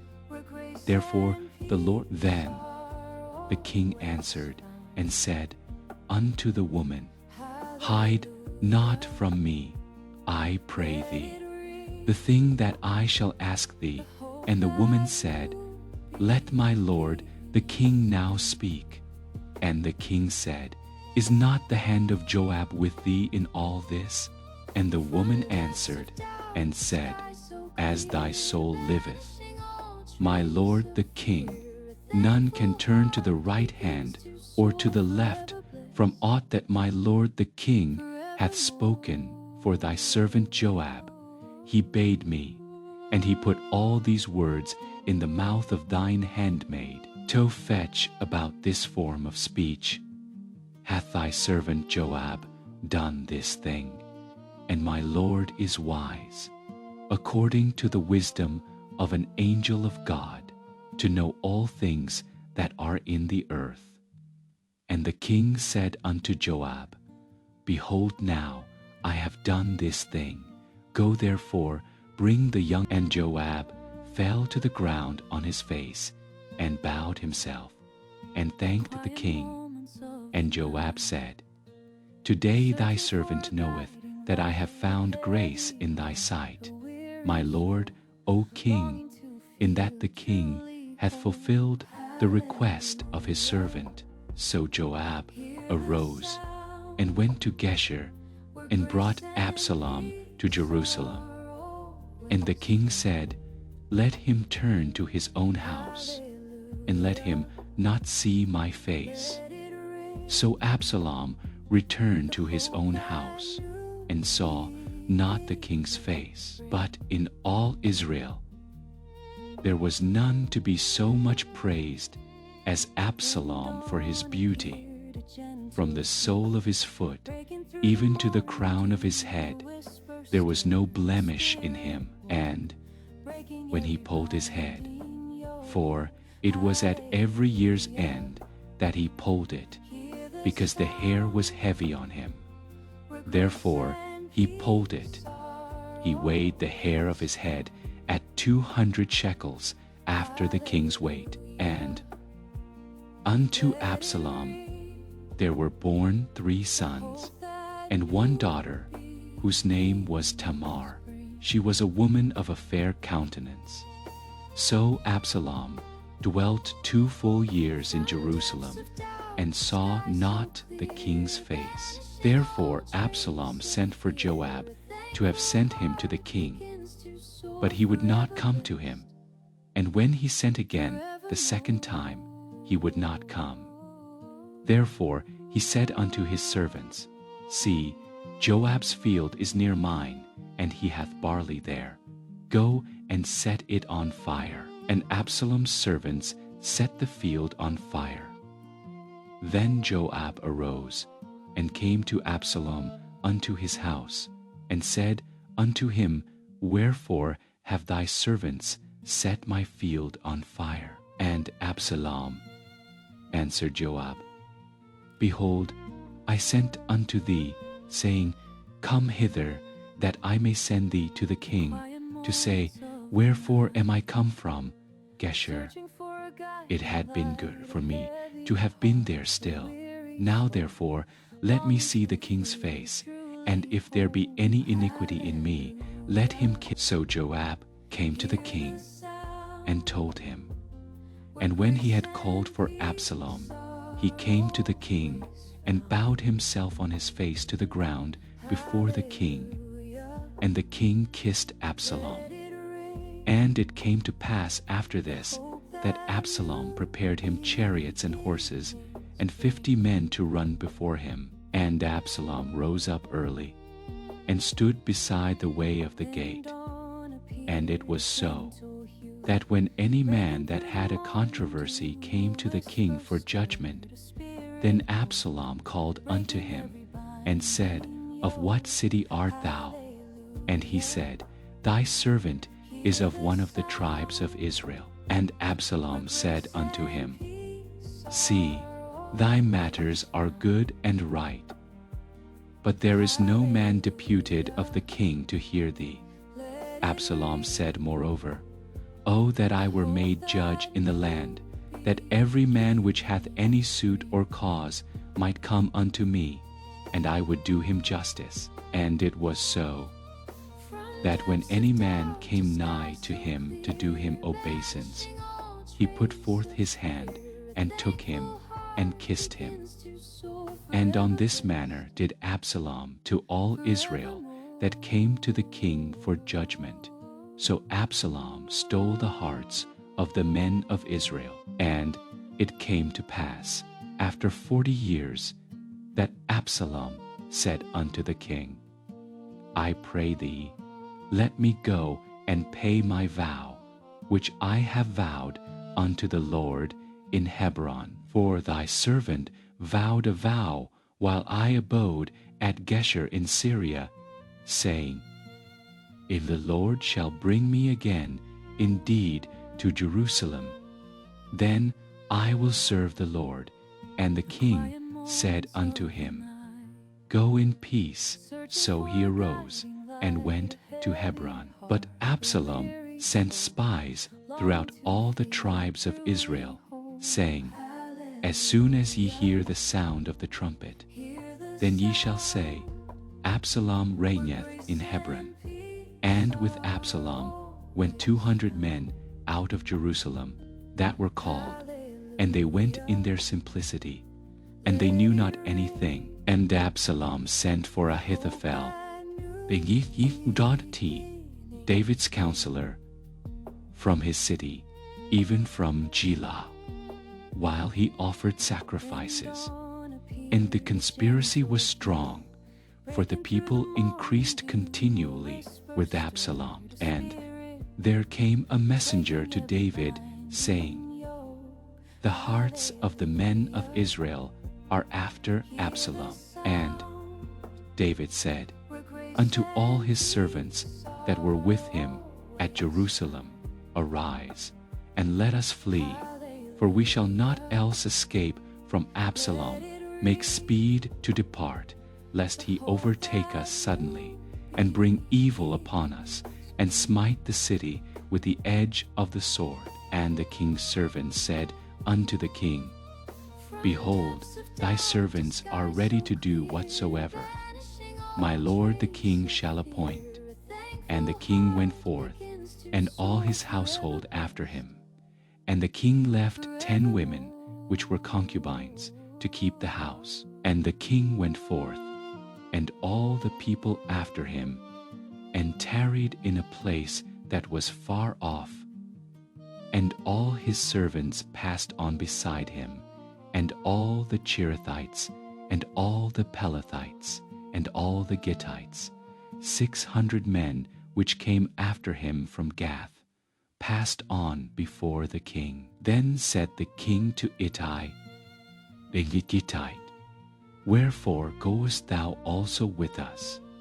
Return to thy place, and abide with the king, for thou art a stranger, and also an exile. Whereas thou camest but yesterday, should I this day make thee go up and down with us? Seeing I go whither, I may return thou, and take back thy brethren. Mercy and truth be with thee. And Ittai answered the king, and said, As the Lord liveth, and as my lord the king liveth, surely in what place my lord the king shall be, whether in death or life, even there also will thy servant be. And David and Ittai the Gittite passed over, and all his men, and all the little ones that were with him. And all the country wept with a loud voice, and all the people passed over. The king also himself passed over the brook Kidron, and all the people passed over toward the way of the wilderness. And lo, Zadok also, and all the Levites were with him, bearing the ark of the covenant of God.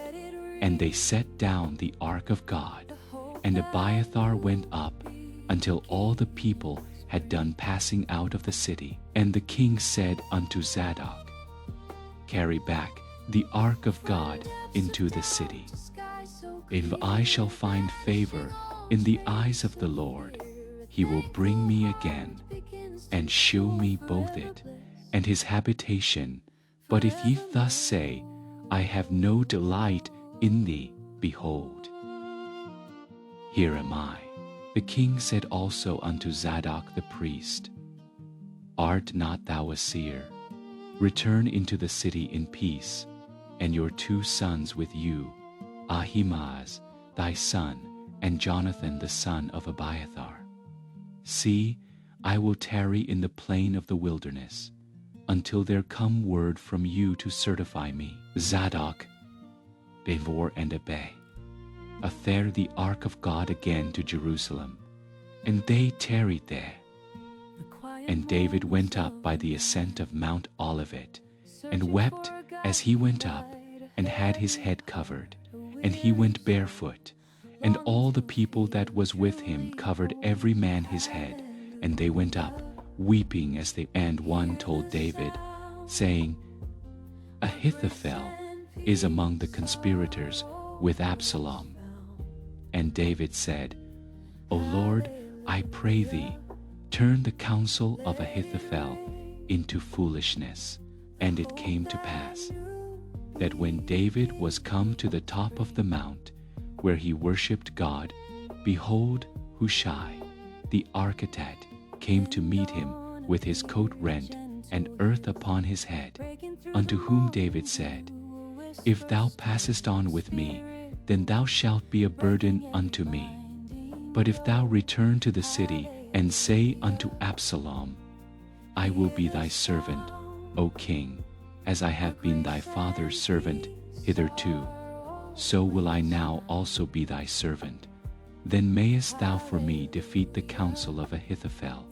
And hast thou not there with thee Zadok and Abiathar the priests? Therefore it shall be that what things soever thou shalt hear out of the king's house, thou shalt tell it to Zadok and Abiathar the priests. Behold, they have there with them their two sons, Ahimaaz, Zadok's son, and Jarthan, Abiathar's son, and by them ye shall send unto me everything that ye can hear.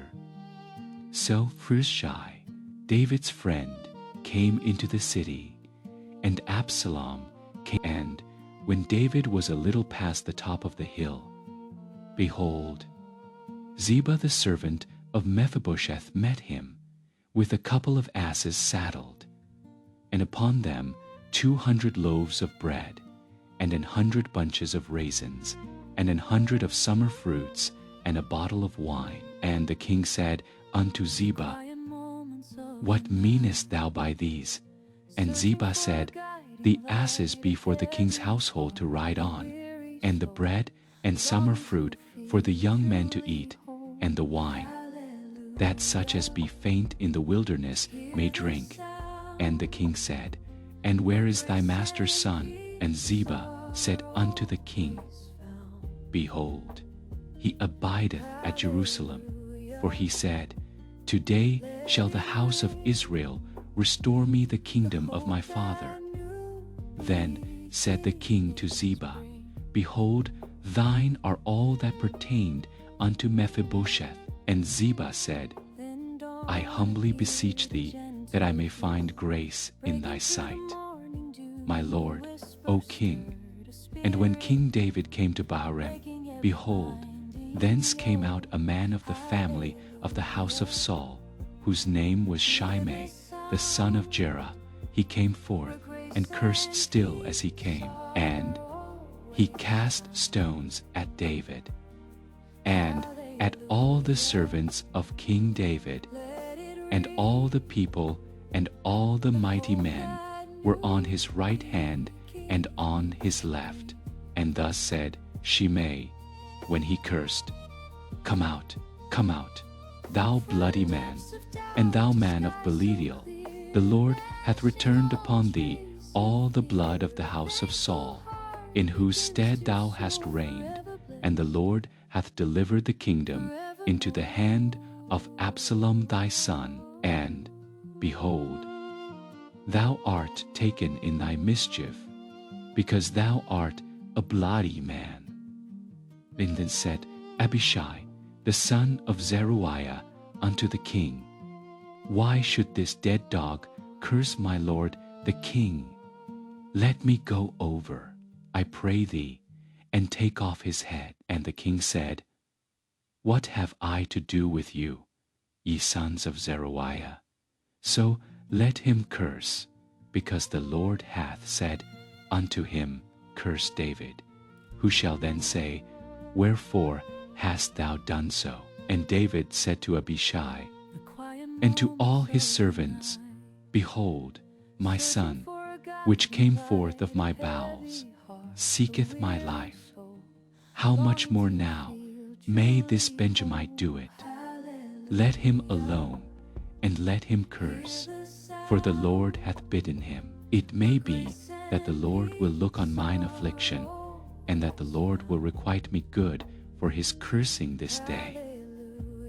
And as David and his men went by the way, Shimei went along on the hillside over against him, and cursed as he went, and threw stones at him, and cast dust. And the king and all the people that were with him came weary, and refreshed themselves there.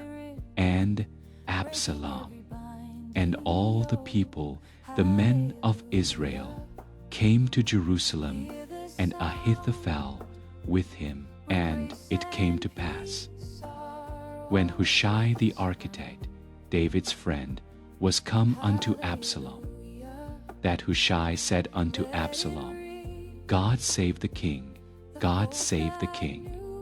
And Absalom said to Hushai, Is this thy kindness to thy friend? Why wentest thou not with thy friend? And Hushai said unto Absalom, Nay, but whom the Lord and this people and all the men of Israel choose, his will I be, and with him will I abide. And again, whom should I serve? Should I not serve in the presence of his son? As I have served in thy father's presence, so will I be in the... Then said Absalom to Ahithophel, Give counsel among you what we shall do. And Ahithophel said unto Absalom, Go in unto thy father's concubines, which he hath left to keep the house, and all Israel shall hear that thou art abhorred of thy father. Then shall the hands of all that are with thee be strong. So they spread Absalom a tent upon the top of the house. And Absalom went in unto his father's concubines in the sight of all Israel. And the counsel of Ahithophel, which he counseled in those days, was as if a man had inquired at the oracle of God. So was all the counsel of Ahithophel, both with David and with Absalom. Moreover, Ahithophel said unto Absalom, Let me now choose out 12,000 men, and I will arise and pursue after David this night. And I will come upon him while he is weary and weak-handed, and will make him afraid. And all the people that are with him shall flee, and I will smite the king only. And I will bring back all the man whom thou seekest is as if all returned. So all the people shall be in peace. And the saying pleased Absalom well, and all the elders of Israel. Then said Absalom, Call now Hushai the architect also, and let us hear likewise what he saith. And when Hushai was come to Absalom, Absalom spake unto him, saying, Ahithophel hath spoken after this manner. Shall we do after his saying? If not, speak thou. And Hushai said unto Absalom, The counsel that Ahithophel hath given is not good at this time. For, said Hushai, Thou knowest thy father and his men, that they be mighty men, and they be chafed in their minds, as a bear robbed of her whelps in the field. And thy father is a man of war, and will not lodge with the people. Behold, he is hid now in some pit, or in some other place. And it will come to pass, when some of them be overthrown at the first, that whosoever heareth it will say, There is a slaughter among the people that follow Absalom, and he also that is valiant, whose heart is as the heart of a lion, shall utterly melt. For all Israel knoweth that thy father is a mighty man, and they which be with him are valiant men. Therefore I counsel that all Israel be generally gathered unto thee, from Dan even to Beersheba, as the sand that is by the sea for multitude, and that thou go to battle in thine own person. So shall we come upon him in some place where he shall be found, and we will light upon him as the dew falleth on the ground. And of him and of all the men that are with him there shall not be left so much as one. Moreover, if he be gotten into a city, then shall all Israel bring ropes to that city, and we will draw it into the river. And Absalom and all the men of Israel said, The counsel of Hushai the Architite is better than the counsel of Ahithophel. For the Lord had appointed to defeat the good counsel of Ahithophel, to the intent that the Lord might bring evil upon Absalom. Then said Hushai unto Zadok and to Abiathar the priests, Thus and thus did Ahithophel counsel Absalom and the elders of Israel, and thus have I counsel. Now therefore send quickly, and tell David, saying, Lodge not this night in the plains of the wilderness, but speedily pass over, lest the king be swallowed up, and all the people that are with him. Now Jonathan and Ahimaaz stayed by in Rogel, for they might not be seen to come into the city. And a wench went and told them. And they went and told King David. Nevertheless, a lad saw them, and told Absalom. But they went both of them away quickly, and came to a man's house in Bahorim, which had a well in his court. And the woman took, and spread a covering over the well's mouth, and spread ground corn thereon. And the thing was not known. And when Absalom's servants came to the woman to the house, they said, Where is Ahimaaz and Jonathan? And the woman said unto them, They be gone over the brook of water. And when they had sought, and could not find them, they returned to Jerusalem. And it came to pass, after they were departed, that they came up out of the well, and went and told King David, and said unto David, Arise, and pass quickly over the water, for thus hath Ahithophel counseled against you. Then David arose, and all the people that were with him, and they passed over Jordan. By the morning light there lacked not one of them that was not gone over Jordan. And when Ahithophel saw that his counsel was not followed, he saddled his ass, and arose, and gat him home to his house, to his city, and put his household in order, and hanged himself, and died, and was buried in the sepulchre of his father. Then David came to Mahanaim, and Absalom passed over Jordan, he and all the men of Israel with him. And Absalom made Amasa captain of the host instead of Joab, which Amasa was a man's son, whose name was Ithra, an Israelite, that went in to Abigail the daughter of Nahash, sister to Zeruiah Joab's mother. So Israel and Absalom pitched in the land of Gilead. And it came to pass, when David was come to Mahanaim, that Shobi the son of Nahash of Rabbah, of the children of Ammon, and Machir the son of Amiel of Lodbar, and Barzillai the Gileadite of Rogelim, brought beds and basins, and earthen vessels, and wheat, and barley, and flour, and parched corn, and beans, and lentiles, and parched pulse, and honey, and butter, and sheep, and cheese of keen, for David, and for the people that were with him to eat. For they said, The people is hungry, and weary, and thirsty, in the wilderness. And David numbered the people that were with him, and set captains of thousands and captains of hundreds over them. And David sent forth a third part of the people under the hand of Joab, and a third part under the hand of Abishai, the son of Zeruiah, Joab's brother, and a third. And the king said unto the people, I will surely go forth with you myself also. But the people answered, Thou shalt not go forth, for if we flee away, they will not care for us. Neither, if half of us die, will they care for us. But now thou art worth 10,000 of us. Therefore now it is better that thou succor us. And the king said unto them, What seemeth you best I will do. And the king stood by the gate side, and all the people came out by hundreds and by thousands.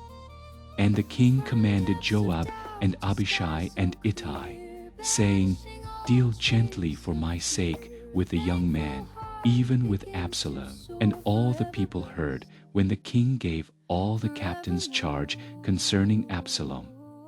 So the people went out into the field against Israel, and the battle was in the wood of Ephraim, where the people of Israel were slain before the servants of David. And there was there a great slaughter that day of 20,000 men, for the battle was there, scattered over the face of all the country. And the wood devoured more people that day than the sword devoured. And Absalom met the servants of David, and Absalom rode upon a mule. And the mule went under the thick boughs of a great oak, and his head caught hold of the oak. And he was taken up between the heaven and the earth, and the mule that was under him went away. And a certain man saw it, and told Joab, and said, Behold, I saw Absalom hanged in an oak. And Joab said unto the man that told him, And behold, thou sawest him, and why didst thou not smite him there to the ground? And I would have given thee 10 shekels of silver, and a girdle. And the man said unto Joab, Though I should receive 1,000 shekels of silver in mine hand, yet would I not put forth mine hand against the king's son, for in our hearing the king charged thee and Abishai and Ittai, saying, Beware that none touch the young man Absalom, otherwise I should have wrought falsehood against mine own life. For there is no matter hid from the king, and thou thyself wouldest have set thyself against me. Then said Joab, I may not tarry thus with thee. And he took 3 darts in his hand, and thrust them through the heart of Absalom, while he was yet alive in the midst of the oak. And 10 young men that bare Joab's armor compassed about, and smote Absalom, and slew him. And Joab blew the trumpet, and the people returned from pursuing after Israel, for Joab held back the people. And they took Absalom, and cast him into a great pit in the wood, and laid a very great heap of stones upon him. And all Israel fled every one to his tent. Now Absalom in his lifetime had taken and reared up for himself a pillar, which is in the king's dale. For he said, I have no son to keep my name in remembrance. And he called the pillar after his own name, and it is called unto this day Absalom's place. Then said Ahimaaz, the son of Zadok, Let me now run, and bear the king tidings, how that the Lord hath avenged him of his enemies. And Joab said unto him, Thou shalt not bear tidings this day, but thou shalt bear tidings another day. But this day thou shalt bear no tidings, because the king's son is dead. Then said Joab to Cushi, Go tell the king what thou hast seen. And Cushi bowed himself unto Joab, and ran. Then said Ahimaaz the son of Zadok yet again to Joab, But howsoever Let me, I pray thee, also run after Cushi. And Joab said, Wherefore wilt thou run, my son, seeing that thou hast no tidings ready? But howsoever, said he, let me run. And he said unto him, Run. Then Ahimaaz ran by the way of the plain, and overran Cushi. And David sat between the two gates, and the watchman went up to the roof over the gate, unto the wall, and lifted up his eyes, and looked, and behold a man running alone. And the watchman cried, and told the king. And the king said, If he be alone, there is tidings in his mouth. And he came apace, and drew near. And the watchman saw another man running. And the watchman called unto the porter, and said, Behold another man running alone. And the king said, and the watchman said, Me thinketh the running of the foremost is like the running of Ahimaaz, the son of Zadok. And the king said, He is a good man, and cometh with good tidings. And Ahimaaz called, and said unto the king, All is well. And he fell down to the earth upon his face before the king, and said, Blessed be the Lord thy God, which hath delivered up the men that lifted up their hand against my lord the king. And the king said, Is the young man Absalom safe? And Ahimaaz answered, When Joab sent the king's servant, and me thy servant, I saw a great tumult, but I knew not what it was. And the king said unto him, Turn aside, and stand here. And he turned aside, and stood still, and, behold, Cushi came. And Cushi said, Tidings, my lord the king, for the Lord hath avenged thee this day of all them that rose up against thee. And the king said unto Cushi, Is the young man Absalom safe? And Cushi answered, The enemies of my lord the king, and all that rise against thee to do thee hurt, be as that young man is. And the king was much moved, and went up to the chamber over the gate, and wept. And as he went, thus he said, O my son Absalom, my son Absalom, would God I had died for thee. O Absalom, my son, my son. And it was told Joab, Behold, the king weepeth and mourneth for Absalom. And the victory that day was turned into mourning unto all the people. For the people heard say that day how the king was grieved, and the people gat them by stealth that day into the city, as people being ashamed steal away when they flee in battle. But the king covered his face, and the king cried with a loud voice, O my son Absalom, O Absalom, my son, my son. And Joab came into the house to the king, and said, Thou hast shamed this day the faces of all thy servants, which this day have saved thy life, and the lives of thy sons and of thy daughters, and the lives of thy wives, and the lives of thy concubines, in that thou lovest thine enemies, and hatest thy friends. For thou hast declared this day that thou regardest neither princes nor servants. For this day I perceive that if Absalom had lived, and all we had died this day, then it had pleased thee well. Now, therefore arise, go forth, and speak comfortably unto thy servants. For I swear by the Lord, if thou go not forth, there will not tarry one with thee this night, and that will be worse unto thee than all the evil that befell thee from thy youth until now. Then the king arose and sat in the gate, and they told unto all the people, saying, Behold, the king doth sit in the gate.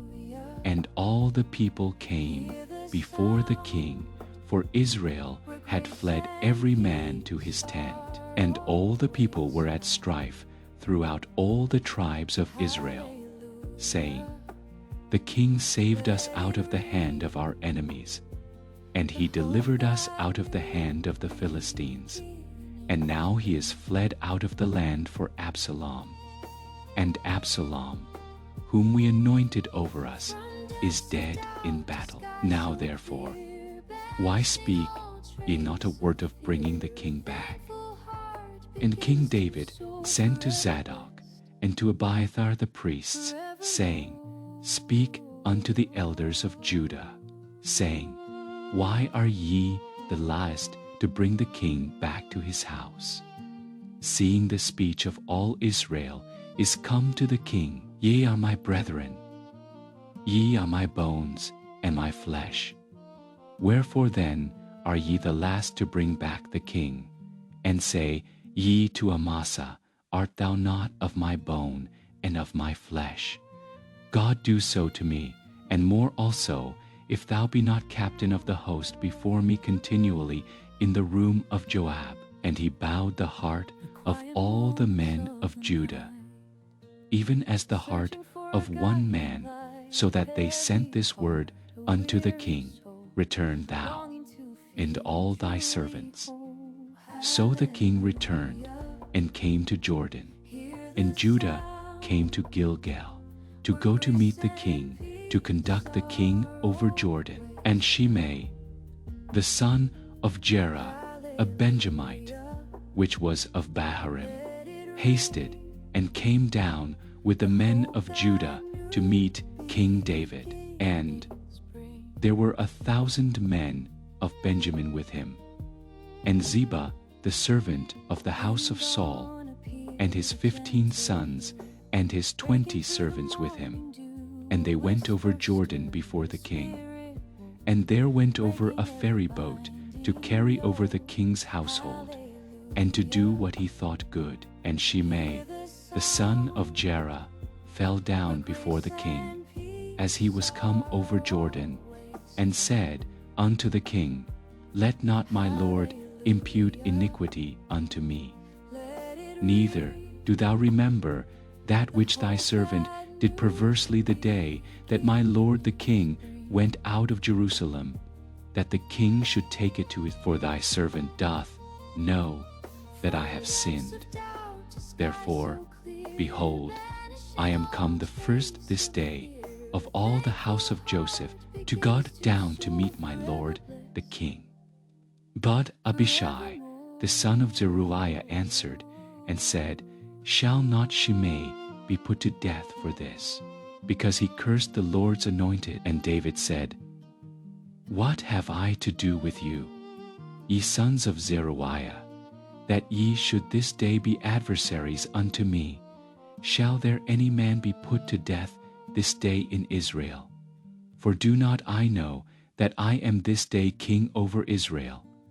Therefore the king said unto Shimei, Thou shalt not die. And the king sware unto him.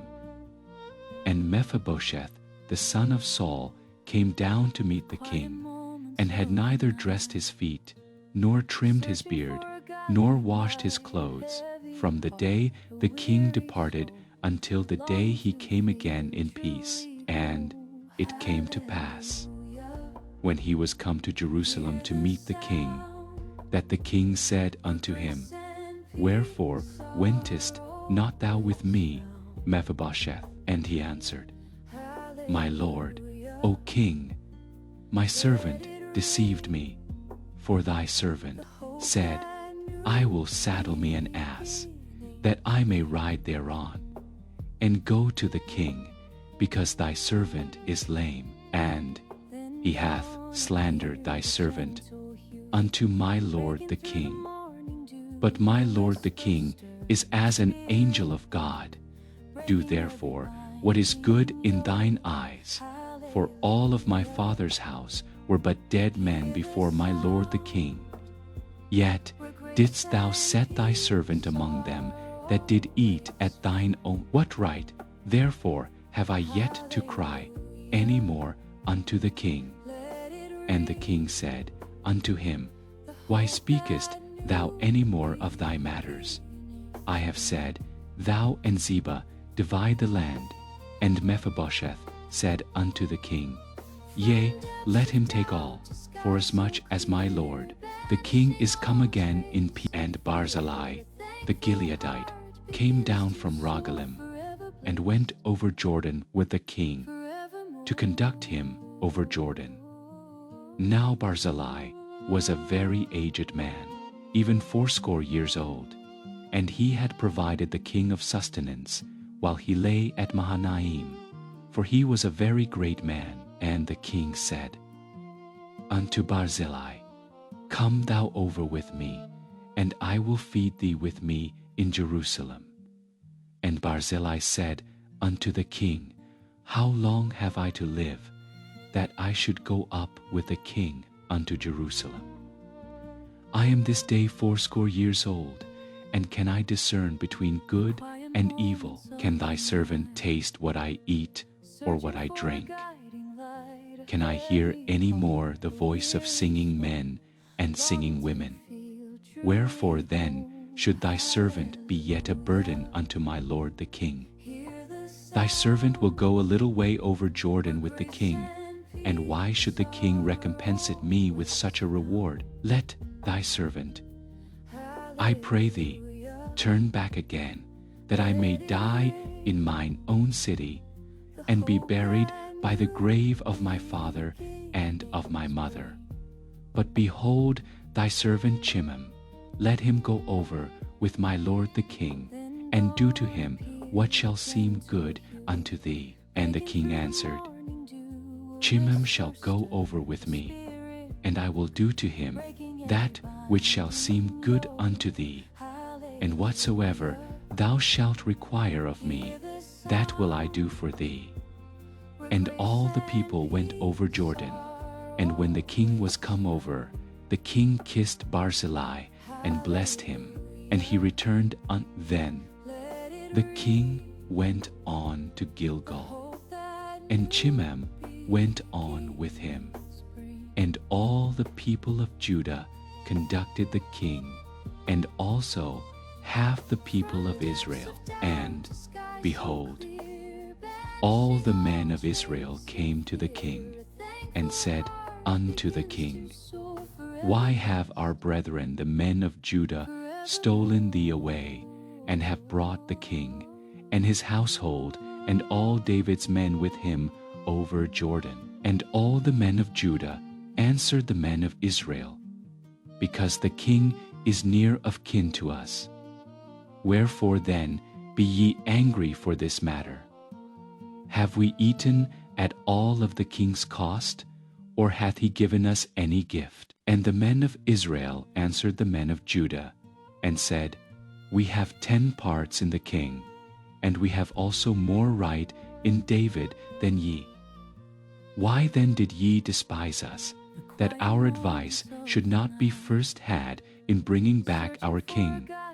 And the words of the men of Judah were fiercer than the words of the men of Israel. And there happened to be there a man of Belial, whose name was Sheba, the son of Bichri, a Benjamite, and he blew a trumpet, and said, We have no part in David, neither have we inheritance in the son of Jesse, every man to his tents, O Israel. So every man of Israel went up from after David, and followed Sheba, the son of Bichri.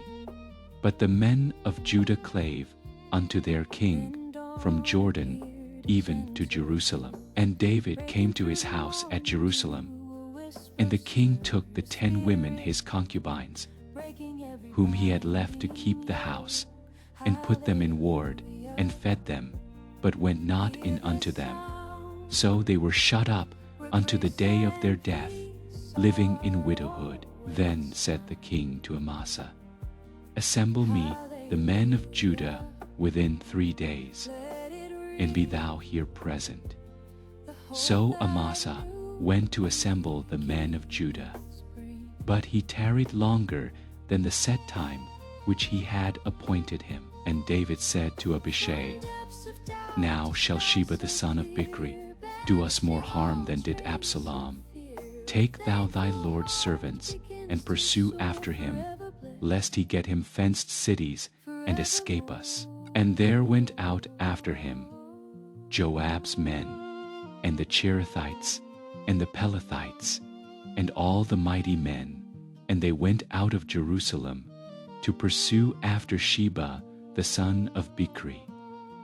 When they were at the great stone which is in Gibeon, Amasa went before them, and Joab's garment that he had put on was girded unto him, and upon it a girdle with a sword fastened upon his loins in the sheath thereof. And as he went forth, it fell out. And Joab said to Amasa, Art thou in health, my brother?